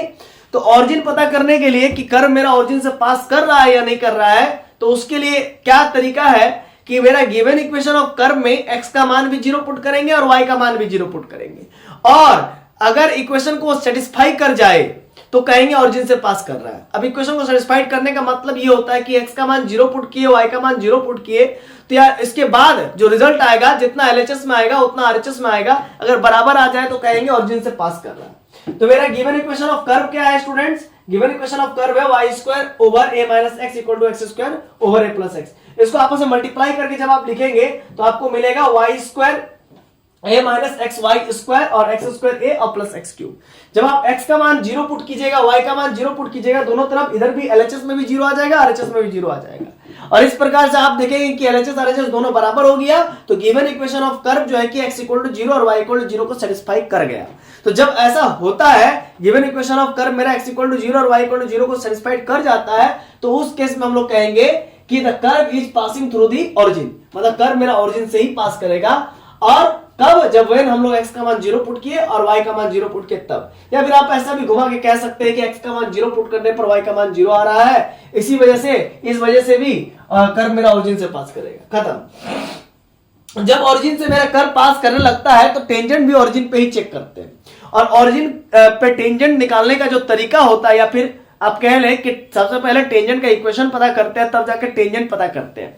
तो अब हमको टेंजेंट चाहिए, तो टेंजेंट पता करने के लिए हम लोग जो इक्वेशन गिवन इक्वेशन होगा उसमें लोएस्ट डिग्री टर्म को ढूंढेंगे। तो इसमें देखिए यहां पर y का माथे पर 2 है तो ये सेकंड डिग्री इक्वेशन हो गया, ये 2 और 1 मिलकर के थर्ड डिग्री इक्वेशन हो गया, ये एक्स स्क्वायर ए ये सेकंड ये जो है कि आपका सेकंड डिग्री इक्वेशन हो गया, एक्स क्यूब जो है कि आपका थर्ड डिग्री इक्वेशन हो गया। तो सबसे पहले आप क्या कीजिएगा, एक तरफ सबको कर लीजिएगा y square a minus x y square minus x square a आप minus x cube equal to 0, एक तरफ आप कर लिए। अब आप सेकंड डिग्री इक्वेशन देखिए, ये लोएस्ट डिग्री है, ये भी लोएस्ट डिग्री है, ठीक है। तो सबसे पहले लोएस्ट डिग्री को आप ढूंढ लीजिए, y स्क्वायर ए, ठीक है, और ये minus x square a equal to 0 से इक्वेट कर दीजिए। जो भी लोएस्ट डिग्री टर्म होगा उसको 0 से इक्वेट कर दीजिए। तो देखिए हमको lowest degree term y square a और एक्स स्क्वायर ए, मतलब दोनों पे सेकंड डिग्री है, इसको ले लिए। अब हम लोग करेंगे y स्क्वायर ए लिखेंगे और इक्वल टू लिखेंगे प्लस एक्स स्क्वायर ए से ए मर जाएगा और बचेगा x square equal to y square, ठीक है ना। जैसे ही बचे x square equal to y square, तो वाई स्क्वायर इक्वल टू फिर लिख देंगे एक्स स्क्वायर। अब यहाँ पर ध्यान से समझिएगा क्या मैं करने जा रहा हूं, y बराबर रूट अंडर एक्स स्क्वायर लिखेंगे और एक्स स्क्वायर रूट से जब निकलेगा तो प्लस माइनस एक्स करके ताता थैया करके निकल जाएगा, प्लस माइनस में निकल जाएगा। इतना क्लियर है स्टूडेंट्स। तो अब आप देख सकते हैं कि y equal to plus x का मतलब होता है ये, y equal to plus x का मतलब ये होता है ओरिजिन से पास करता है स्टूडेंट, ठीक है। और y equal to minus x का मतलब ये होता है जो कि ओरिजिन से ही पास करता है लेकिन 135 डिग्री एंगल बनाता है, 135 डिग्री एंगल बनाता है और ये बनाता है 45 डिग्री, बस इतना अंतर है। तो दो टेंजेंट हमको मिल गया, दो टेंजेंट मिल गया जो कि ओरिजिन से पास कर रहा है। इतना क्लियर है, इतना क्लियर है। मतलब और टेंजेंट जो है कि ओरिजिन पे ही बनेगा, आप जब कर्व बनाएंगे तो आपको पता चल जाएगा, ठीक है ना। मतलब टेंजेंट जो है कि ओरिजिन पे ही मिलेगा। खत्म। अब हमको टेंजेंट भी मिल गया स्टूडेंट। अब आगे हम लोग पढ़ते हैं, थोड़ा रफ फर्क देख लेंगे। जब कर्व ओरिजिन से पास करता है तो ओरिजिन का नेचर चेक करते हैं, ये भी बात है। जब कर्व मेरा ओरिजिन से पास करता है तो ओरिजिन का नेचर चेक करते हैं। इसका मतलब हम ओरिजिन पे टेंजेंट निकालते हैं। हम ओरिजिन पे टेंजेंट निकालने के लिए लोएस्ट डिग्री टर्म को जो मैंने आपको बताया है 0 से इक्वेट करते हैं। ध्यान दीजिएगा, जब कर्व ओरिजिन से पास करेगा तभी हम ओरिजिन पे टेंजेंट निकालते हैं। ये तो मैंने आपको बता रखा अभी। चूंकि कर्व ओरिजिन से पास कर रहा था इसीलिए हम लोग ओरिजिन पे टेंजेंट निकाल रहे थे। या फिर चूंकि कर्व ओरिजिन से पास नहीं होगा तो ओरिजिन पे टेंजेंट निकालने का कोई मतलब, कोई लॉजिक नहीं बनता। ये भी आप समझ गए होंगे। तो y equal to plus minus x, दो प्रकार के टेंजेंट बना, एक y equal to plus x और दूसरा y equal to minus x. तो two real and distinct tangent मिला है। तो आपको याद है ओरिजिन पे जब दो रियल और डिस्टिंक्ट टेंजेंट मिलता है तो ओरिजिन को हम लोग क्या कहते हैं, नॉड कहते हैं। आपको मैंने इससे पहले जो अभी प्रोसीड्यूर पढ़ाया था उसी में मैंने आपको बता रखा है कि जब दो रियल और डिस्टिंक्ट टेंजेंट ओरिजिन पे मिलता है तो हम लोग ओरिजिन को नॉड कहते हैं, नॉड से पुकारते हैं। मतलब अब ओरिजिन को ओरिजिन नहीं कहेंगे, अब ओरिजिन को ओरिजिन नहीं कहेंगे, अब नॉड कहेंगे। चलिए थर्ड पॉइंट में इतना कुछ होने के बाद हम लोग पॉइंट ऑफ इंटरसेक्शन देखते हैं। पॉइंट, अच्छा एक और बात, एक था नॉड एक था कस्प। तो याद रखिएगा जब भी ओरिजिन पे दो डिस्टिंक्ट टेंजेंट मिले तो उसको हम लोग कहते हैं ओरिजिन को नॉड। डिस्टिंक्ट और रियल मिले और रियल एंड दोनों ही एक जैसा टेंजेंट मिले, जैसे y equal to 0 y equal to 0 तो x एक्सिस टेंजेंट बनेगा। तो उस समय x एक्सिस पे y equal to 0 y equal to 0 x axis पे कोइंसाइड हो जाएगी। तो उस केस में ओरिजिन मेरा कस्प बन जाएगा। याद है आपको, मैंने प्रोसीड्यूर में बताया था, ठीक है ना। नहीं तो फिर थोड़ा पीछे रिमाइंड कर लीजिए वीडियो को और फिर देख लीजिए। तो अब हम लोग चलेंगे और तो नॉट तो हमको मिल गया, ओरिजिन नॉट मिल गया, ओरिजिन नॉट हो गया। अब थर्ड पॉइंट पे चलेंगे, point of intersection on the coordinate axis. अब हमको पता करना है कि एक्स एक्सिस पे मेरा कर्व कहां कटेगा और वाई एक्सिस में मेरा कर्व कहां कटेगा। तो उसके लिए मैंने आपको बताया था कि अगर आपको पता करना है कि एक्स एक्सिस पे कहां कटेगा तो उसके लिए y बराबर 0 पुट कीजिए, और आपको पता करना है कि y एक्सिस पे कहां कटेगा तो उसके लिए x बराबर 0 पुट कीजिए। तो पॉइंट ऑफ इंटरसेक्शन और कोऑर्डिनेट एक्सिस पता करना है तो पुट x का मान 0 इन इक्वेशन 1। इन इक्वेशन 1 कहने का मतलब यही है, आपका जो गिवन इक्वेशन दिया रहेगा उसी को इक्वेशन 1 कहेंगे, ठीक है ना। तो ये इक्वेशन 1 हो गया। यहां पर आप x का मान 0 पुट कर दीजिए। चलिए, तो यहां पर हम लोग कर क्या रहे हैं समझिएगा, x का मान 0 पुट किए, जहां जहां x है वहां पर 0 पुट किए, तो वाई स्क्वायर इंटू ए माइनस 0 खत्म, उसका कोई माई बाप नहीं, इधर 0 हो गया। तो y square a equal to 0 यानी कि y बराबर 0, y बराबर 0। आप देख सकते हैं दो अलग अलग टाइप का, दो अलग अलग नहीं, दोनों सेम है, मतलब y इक्वल टू 0 पर कटेगा, यानी कि जब आप x इक्वल टू 0 पुट करते हैं तो y इक्वल टू आपको 0 मिल रहा है। इसका मतलब यह है कि जब आप पुट कर रहे हैं y equal to 0 in equation 1, अब सुनिए, अब जब आप x इक्वल टू 0 पुट किए तो y इक्वल टू 0 मिला। अब जब आप y इक्वल टू 0 पुट करेंगे इक्वेशन 1 में तो आपको क्या मिल रहा है, जरा देखिए, x बराबर 0 और x बराबर माइनस ए। मतलब ये जरा बात को समझिएगा, जब आपने x बराबर 0 पुट किया, लॉजिक समझिएगा, जब आपने x बराबर 0 पुट किया तो y का मान 0 आया। मतलब मेरा कर्व जो है कि एक बार जो है कि यहां ऑरिजिन पे कटेगा, ऑरिजिन पे कटेगा, ठीक है ना। और आपको मालूम है कि मेरा जो टेंजेंट है वो क्या है, वो y equal to x axis है और y equal to minus axis है ना। ये y equal to minus x axis है, माइनस x एक्सिस है, और y equal to plus x axis है, ये टेंजेंट है। और आपको अभी अभी मैंने बताया कि भाई x इक्वल टू 0 और y इक्वल टू 0 पे कट रहा है, यानी कि यहां पर मेरा कर्व तो कटेगा। बात तो इतना सही है। अब आपको पता करना है कि और कहां कट रहा है। जब आप y का मान 0 पुट किए सर तो आपको x का मान 0 मिला, तो यानी कि 0,0 और x का मान ये x का मान आपको माइनस a, 0 मिला, ठीक है। तो माइनस a, 0 यानी कि इधर मिलेगा राइट साइड में माइनस a, 0, माइनस a, 0। तो एक तो बात सही है कि भाई जब आपने y का मान 0 पुट किया तो फिर आपको क्या मिला, x का मान 0 और x का मान माइनस a।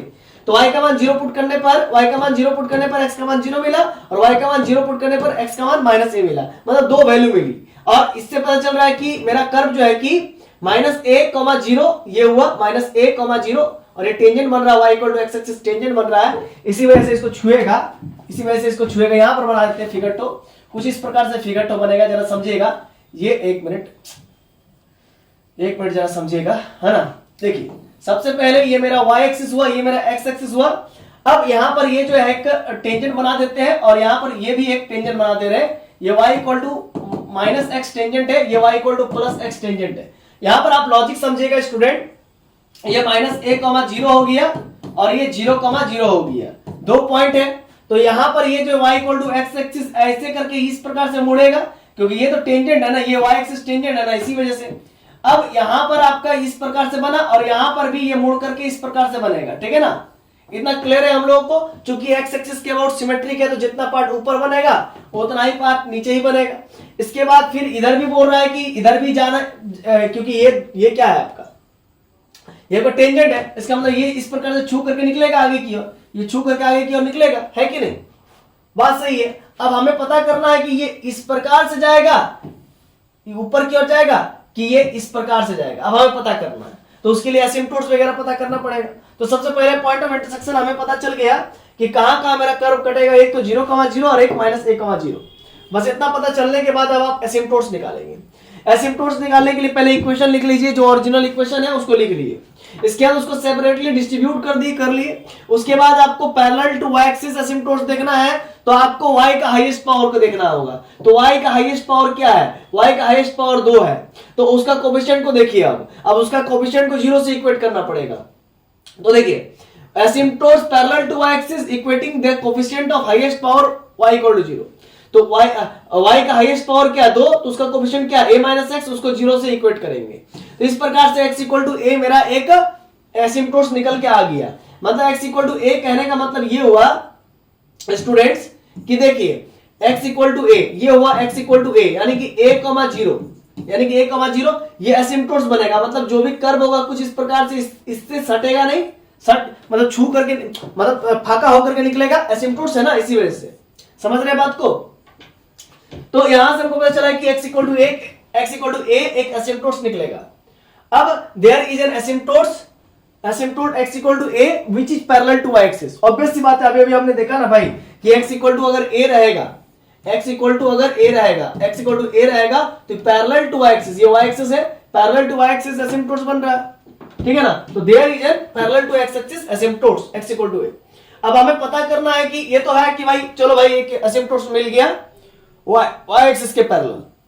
अब x एक्सिस के पैरेलल है या नहीं है उसको पता करने के लिए x एक्सिस का सबसे हाईएस्ट डिग्री को देखेंगे।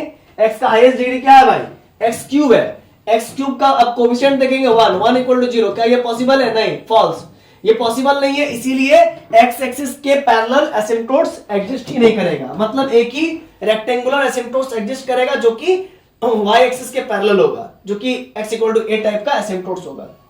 एसिम्प्टोट्स का ये इक्वेशन है। अब रीजन पता करेंगे मेरा कर्व किधर किधर की ओर बनेगा, मतलब कौन कौन से क्वाड्रेंट में बनेगा, मतलब फर्स्ट में बनेगा, सेकंड में बनेगा, थर्ड में बनेगा, फोर्थ में बनेगा, कहां कहां बनेगा वो पता करना है। तो उसके लिए हम लोग रीजन को फाइंड करेंगे। Solving the given equation for y, आप x के लिए भी सॉल्व कर सकते हैं, लेकिन जो आपको कन्वीनियंट लगे, जो आपको सुविधाजनक लगे वही उसी के लिए आप सॉल्व कीजिए। Solving the given equation for y, तो ये मेरा गिवन इक्वेशन है y square a minus x, x square a plus x। तो y square equal to x square over ये पूरा इस प्रकार से हो जाएगा, ये जो इनटू में था डिवाइड में चल गया। क्योंकि हम लोग y के लिए सॉल्व कर रहे हैं इसलिए x को एक तरफ करेंगे। अगर x के लिए सॉल्व करते होते तो y को एक तरफ करते। अब देखिए अंदर में x स्क्वायर, इधर देखिए स्क्वायर है तो उधर रूट चला गया। अब यहां पर x स्क्वायर फंस गया तो प्लस माइनस x करके निकलेगा। और ऊपर में a प्लस x, नीचे में a माइनस x। इतना क्लियर है? बहुत अच्छी बात है। अब जरा एक बात समझिएगा, ऑब्जर्वेशन हम लोग यहां पर करेंगे और इससे पता करेंगे कि मेरा ग्राफ कहां बनेगा। देखिएगा अब यहां पर x का मान आप a रख सकते हैं क्या? x का मान a रख सकते हैं क्या? नहीं रख सकते हैं। अगर आप x का मान a रखेंगे ना स्टूडेंट, तो यहां पर बहुत बड़ा विपदा हो जाएगी। नीचे में जो है कि डिनोमिनेटर 0 हो जाएगा, और डिनोमिनेटर 0 हो जाएगा तो नीचे में अगर 0 हो जाएगा तो फिर y का वैल्यू अनडिफाइंड हो जाएगा। तो y फिर डिफाइंड नहीं होगा, इसका मतलब कर्व उधर बनेगा नहीं। मतलब x का मान आप a नहीं ले सकते हो, कंफर्म। तो x का मान आपको a से बड़ा लेना पड़ेगा, तभी जाकर के y मेरा इमेजिनरी होने से बचेगा। तो y becomes imaginary when x का मान ग्रेटर देन a, है ना। तो यानी कि आप अगर लॉजिक समझेगा, x का मान आप ग्रेटर देन a लेंगे तो भी y, एक बात समझिएगा, आप x का मान a तो नहीं ले सकते। पहली बात, x इक्वल टू a नहीं ले सकते, लेंगे तो डिनोमिनेटर 0 हो जाएगा। और x का मान आप a से बड़ा भी नहीं ले सकते। अब a का मान मान लीजिए, आप a का मान मान लीजिए 2 है तो आप x का मान जो है कि आप 3 नहीं ले सकते, आप 3 ले नहीं सकते। मतलब x का मान आप a से बड़ा नहीं ले सकते। जैसे यहां पर x का मान a का मान 2 लिए, तो 2 से बड़ा आप नहीं ले सकते x का मान। क्यों? क्योंकि आप ऐसा करेंगे तो यहां पर अगर 3 ले लेंगे, 4 ले लेंगे, 5 ले लेंगे तो ये नीचे वाला नेगेटिव हो जाएगा, और नीचे वाला नेगेटिव हो जाएगा तब भी मेरा कर्व जो है कि इमेजिनरी हो जाएगा, और इमेजिनरी कर्व का कोई अस्तित्व नहीं होता है, उसको हम लोग प्लॉट नहीं कर पाएंगे। फिर अब आइए आगे बात करेंगे, y becomes imaginary when x is less than minus a। ये भी बात है कि x का वैल्यू अगर लेस देन माइनस a हुआ तो भी जो है कि ये मेरा कर्व इमेजिनरी हो जाएगा। अब ये कैसे होगा सर, जरा समझिएगा।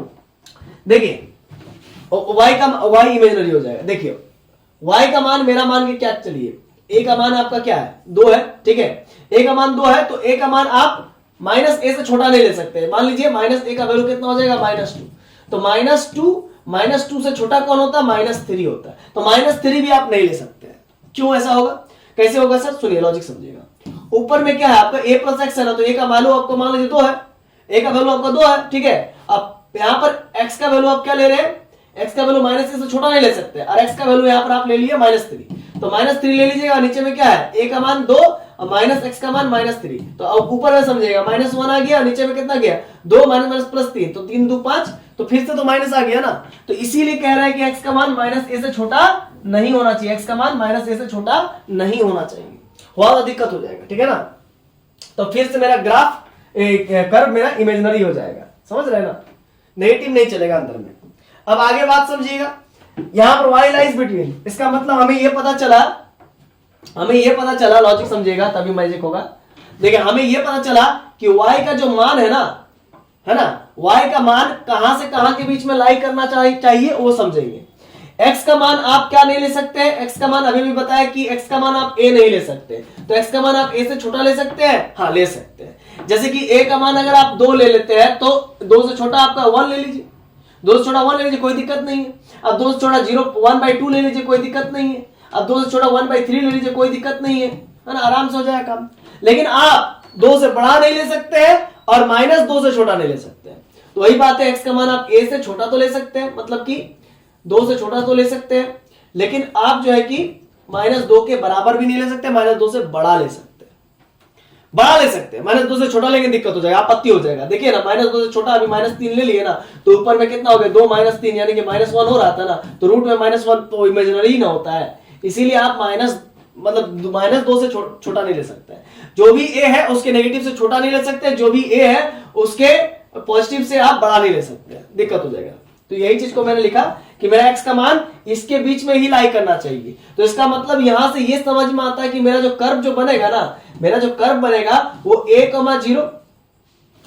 0 सबसे पहले a, 0 किधर होता है, a, 0 इधर होता है, a, 0 और x = a यही है, x = a यही एसिम्प्टोट्स था।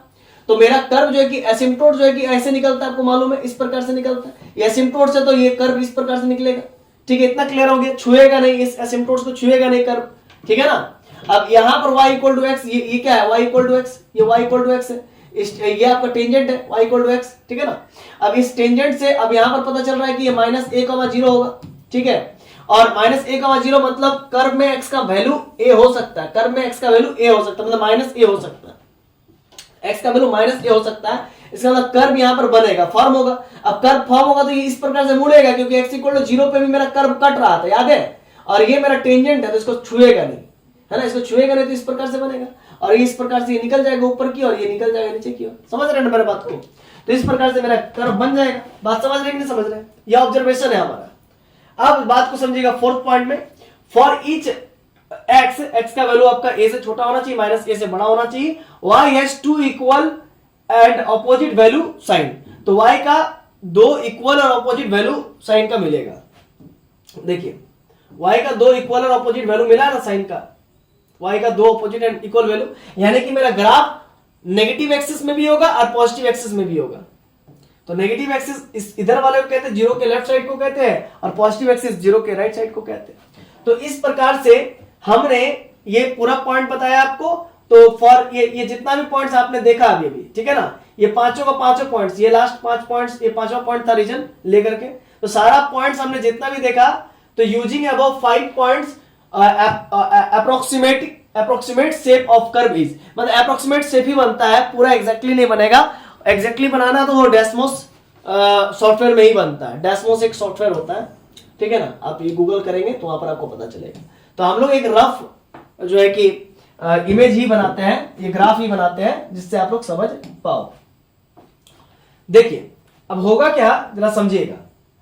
ये मेरा ग्राफ कैसे बनेगा, सबसे पहले तो भाई ये आपका क्या y एक्स एक्सिस है, ठीक है, ये मेरा क्या है, ये मेरा x एक्सिस है और ये मेरा y एक्सिस है, ठीक है। अब मैं ग्राफ को खींचने से पहले टेंजेंट को रेड रंग से मार्क करता हूं। तो ये y = -x टेंजेंट है, ये आपका y = -x सेकंड टेंजेंट है, T2 टेंजेंट, और ये आपका जो है कि ऑरिजिन से पास होता हुआ, ये ऑरिजिन से पास होता हुआ पहला टेंजेंट है ना, y = x, ये पहला टेंजेंट है। इतना क्लियर है स्टूडेंट्स? अब जरा बात को समझिएगा, थोड़ा रंग चेंज कर लेंगे, ठीक है ना, और आपको दिखना भी तो चाहिए, सबसे बड़ी बात तो ये है ना। अब ग्राफ को खींचने से पहले, ये जो ग्राफ खींचेंगे, जो हमें जिसका कर्व बनाना है, तो ये देखिए ये कहां पर इंटरसेप्ट कहां पर कर रहा था, याद कीजिए, -a, 0 पर कर रहा था और 0, पर कर रहा था, 2 ही पॉइंट पर इंटरसेप्ट कर रहा था, मतलब कट रहा था ग्राफ को। तो ये इस प्रकार से मुड़ करके ये अंदर की ओर घुसेगा, क्यों? क्योंकि ये जो चीज है ना, ये टेंजेंट है, तो टेंजेंट को टच तो नहीं करेगा, ठीक है ना, टेंजेंट को टच नहीं करेगा, सॉरी टेंजेंट को कट नहीं करेगा, टेंजेंट को टच करेगा। तो टेंजेंट को टच कर रहा है, देखिए कहां पर, सिर्फ और सिर्फ ओरिजिन पर कर रहा है, ठीक है ना। ये हो सकता है आपको लग रहा है कि पहले ही कर ले रहा है, तो ये गलत है, पहले नहीं करेगा, पहले करेगा ही नहीं, पहले मतलब देखिए ये देखिए ये अब कहां कर रहा है, जरा समझिएगा, जहां कहां पर टच कर रहा है वो समझिएगा। देखिए ये सिर्फ और सिर्फ कहां पर कर रहा है, ऑरिजिन पे ही टच कर रहा है ना, ऑरिजिन पे ही टच कर रहा है। फिर से मैं एक बार बता दूं, है ना, ये तो टेंजेंट हो गया, और कहां पर टच कर रहा है वो समझिएगा, सिर्फ और सिर्फ ऑरिजिन पे ही टच कर रहा है, ठीक है ना। अब चूंकि ये वाला y इक्वल टू एक्स, ये तो क्या है, टेंजेंट है, और ये y equal to minus x, ये टेंजेंट है, माइनस एक्स टेंजेंट है, और ये जो मेरा यहाँ पर एक देख रहे हैं, ये थोड़ा अलग रंग ले लेते हैं इसके लिए, ठीक है ना। ये मेरा एसिम्पटोट्स है, इसको हम लोग नीला रंग से दिखा देते हैं, है ना, नीला रंग से दिखा देते हैं। ये देखिए, ये जो हम खींच रहे हैं नीला रंग से, पता नहीं दिख रहा होगा कि नहीं दिख रहा होगा, पता नहीं, एक बार देख लेते हैं। हाँ, दिख ही रहा है, ठीक है। तो इसका मतलब ये y इक्वल टू, ये जो x इक्वल टू a मेरा क्या आया था, एसिम्पटोट्स। तो इस ये जो काटेगा x एक्सिस में a,0 पर कटेगा, इतना तो क्लियर है। अब चूंकि अब आगे हम लोग इसको ग्राफ को कंप्लीट करते हैं, ग्रीन रंग का ग्राफ चल रहा है मेरा। अब देखिए, ये चूंकि y equal to x axis tangent है, तो टेंजेंट को टच नहीं करेगा, टेंजेंट को टच करते हुए आगे की ओर भागेगा। देखिए इस प्रकार से ये चूंकि एसिम्पटोट्स है तो इसको टच नहीं करेगा, एसिम्पटोट्स को छू करके ही निकलता है ना, छू करके ही निकलता है। क्लियर है कॉन्सेप्ट? एसिम्पटोट्स को छू करके ही निकलता है ना। कहां पर टच करता है, वो इन्फिनिटी का इन्फिनिटी पर टच करता है। देखिए ये भी टेंजेंट है, तो टेंजेंट को टच, ऑरिजिन पे सिर्फ टच करेगा, ऑरिजिन पे टेंजेंट है ना, ऑरिजिन पे टेंजेंट है, इसीलिए ऑरिजिन पे टच करेगा, और ये फिर छू करके इस प्रकार से निकल जाएगा। तो आई होप आपको पूरा ग्राफ समझ में आ गया होगा। जितना भी मैंने पॉइंट डिस्कस कर रखा है वो सारा का सारा आप देख सकते हैं, यहां पर काम आ गया, ठीक है ना। नहीं तो फिर एक काम करते हैं, आपको फिर से उस पूरे प्रोसीड्यूर को मैं फिर से एक बार बना के दिखाता हूं, ठीक है ना। बना के अगर मैं दिखा दूंगा तो आपको क्लियर हो जाएगा। देखिए स्टूडेंट, ये मेरा y एक्सिस है, ये मेरा x एक्सिस है, ठीक है ना। ये मेरा y एक्सिस, ये मेरा x एक्सिस, और ये y इक्वल टू x। देखिए ये y इक्वल टू, मैं अलग अलग ले लेता हूं, अलग अलग रंग ले लेता हूं। अलग रंग लेने से ना बच्चों को क्लियर हो जाता है ना, बहुत सारा चीज दुविधा नहीं होगा, और क्या। तो देखिए मैं अलग रंग लेता हूं, ये मैं टेंजेंट रेड रंग से बनाता हूं, टेंजेंट रेड रंग से। ये मेरा टेंजेंट है, पहला टेंजेंट T1, इसका नाम है y इक्वल टू एक्स, और दूसरा टेंजेंट इधर से y equal to minus x, y equal to minus x. ये T2 टेंजेंट है, T2 टेंजेंट, ठीक है। आप जरा समझिएगा, ये ओरिजिन पे ही कट कर रही थी टेंजेंट, इतना पता है हमें। अब जरा समझिएगा, अब हमें एक और बात पता था कि भाई x इक्वल टू ए कहीं यहां पर बनेगा, x इक्वल टू ए, या फिर आप कह सकते हैं ये a,0। यहां पर आपका क्या था, यहां पर आपका एसिम्पटोट्स था, याद है, यहां पर आपका क्या था, एसिम्पटोट्स था x इक्वल टू ए पर। और आपको मालूम है मेरा कर्व जो है कि कहां कहां कट रहा था। पहला पॉइंट तो भाई a,0 पर कट रहा था, और दूसरा जो है कि 0,0 पर कट रहा था। इतना समझ में आ गया। और ये ऑरिजिन पे कट रहा था, ऑरिजिन पे काट करके इस पे मिलाएंगे, ठीक है ना, ऑरिजिन पे काट करके इस पे मिलाएंगे, ठीक है। ऑरिजिन पे कट करके, देखिए ऑरिजिन पे ही ना टेंजेंट है, तो ऑरिजिन पे ही कटेगा, है ना, और इस पे मिलाएंगे। और चूंकि एक्स एक्सिस के अबाउट सिमेट्रिक था, तो जितना पार्ट ऊपर बनेगा उतना पार्ट नीचे बनेगा। और y equal to plus minus x root under a minus x upon a plus x upon a minus x था, ये था ना। y equal to plus minus x root under a minus a plus x था, नीचे में a minus x था, ठीक है ना। तो प्लस माइनस एक्स यानी कि इधर भी ग्राफ बनेगा, इधर भी ग्राफ बनेगा। और y इक्वल टू एक्स, मतलब सॉरी एक्स एक्सिस के अबाउट सिमेट्रिक था, तो ऊपर भी ग्राफ बनेगा, नीचे भी ग्राफ बनेगा। तो कुल मिलाकर के फर्स्ट थर्ड सब में बनेगा, पूरे में मेरा ग्राफ बनेगा। इससे पता चल गया। तो इस प्रकार से 1,0 और 0,0 पर कट किया। अब जरा समझिएगा, आगे जब बढ़ेंगे तो ये जो ग्राफ है ना, ये इस प्रकार से यहां पर सेट करके बस ऊपर की ओर इस प्रकार से पार हो जाएगा। ये x इक्वल टू a को छुएगा नहीं, है ना, क्योंकि ये एसिम्पटोट्स है। ठीक इसी प्रकार से इधर से भी ये छू करके इस प्रकार से पास हो जाएगा। ये x इक्वल टू a को छुएगा नहीं। तो इस प्रकार से ग्राफ मैंने आपको बना करके दिखला दिया। ये पूरा था, मैंने रफ पेज, व्हाइट पेज लिया था, जिसमें मैंने आपको ये चीज समझाया, और यही मेरा मोटो भी था कि इसमें समझा दूं। तो देखिए आप देख सकते हैं ग्राफ इस प्रकार से बना है ना। तो आई होप आपको ये सारे पॉइंट समझ में आ गई होगी मैं क्या समझाना चाह रहा हूं। तो आज के इस वीडियो लेक्चर के लिए आप सभी का बहुत बहुत धन्यवाद कि आपने अंत तक देखा। ये लेक्चर नंबर 2 था, और इससे पहले लेक्चर नंबर 1 मैंने पढ़ा चुका हूं, आपको उसका डिस्क्रिप्शन में लिंक मिल जाएगा। ठीक है ना, मिलते हैं नेक्स्ट वीडियो लेक्चर में, तब तक के लिए जोहार, जय झारखंड।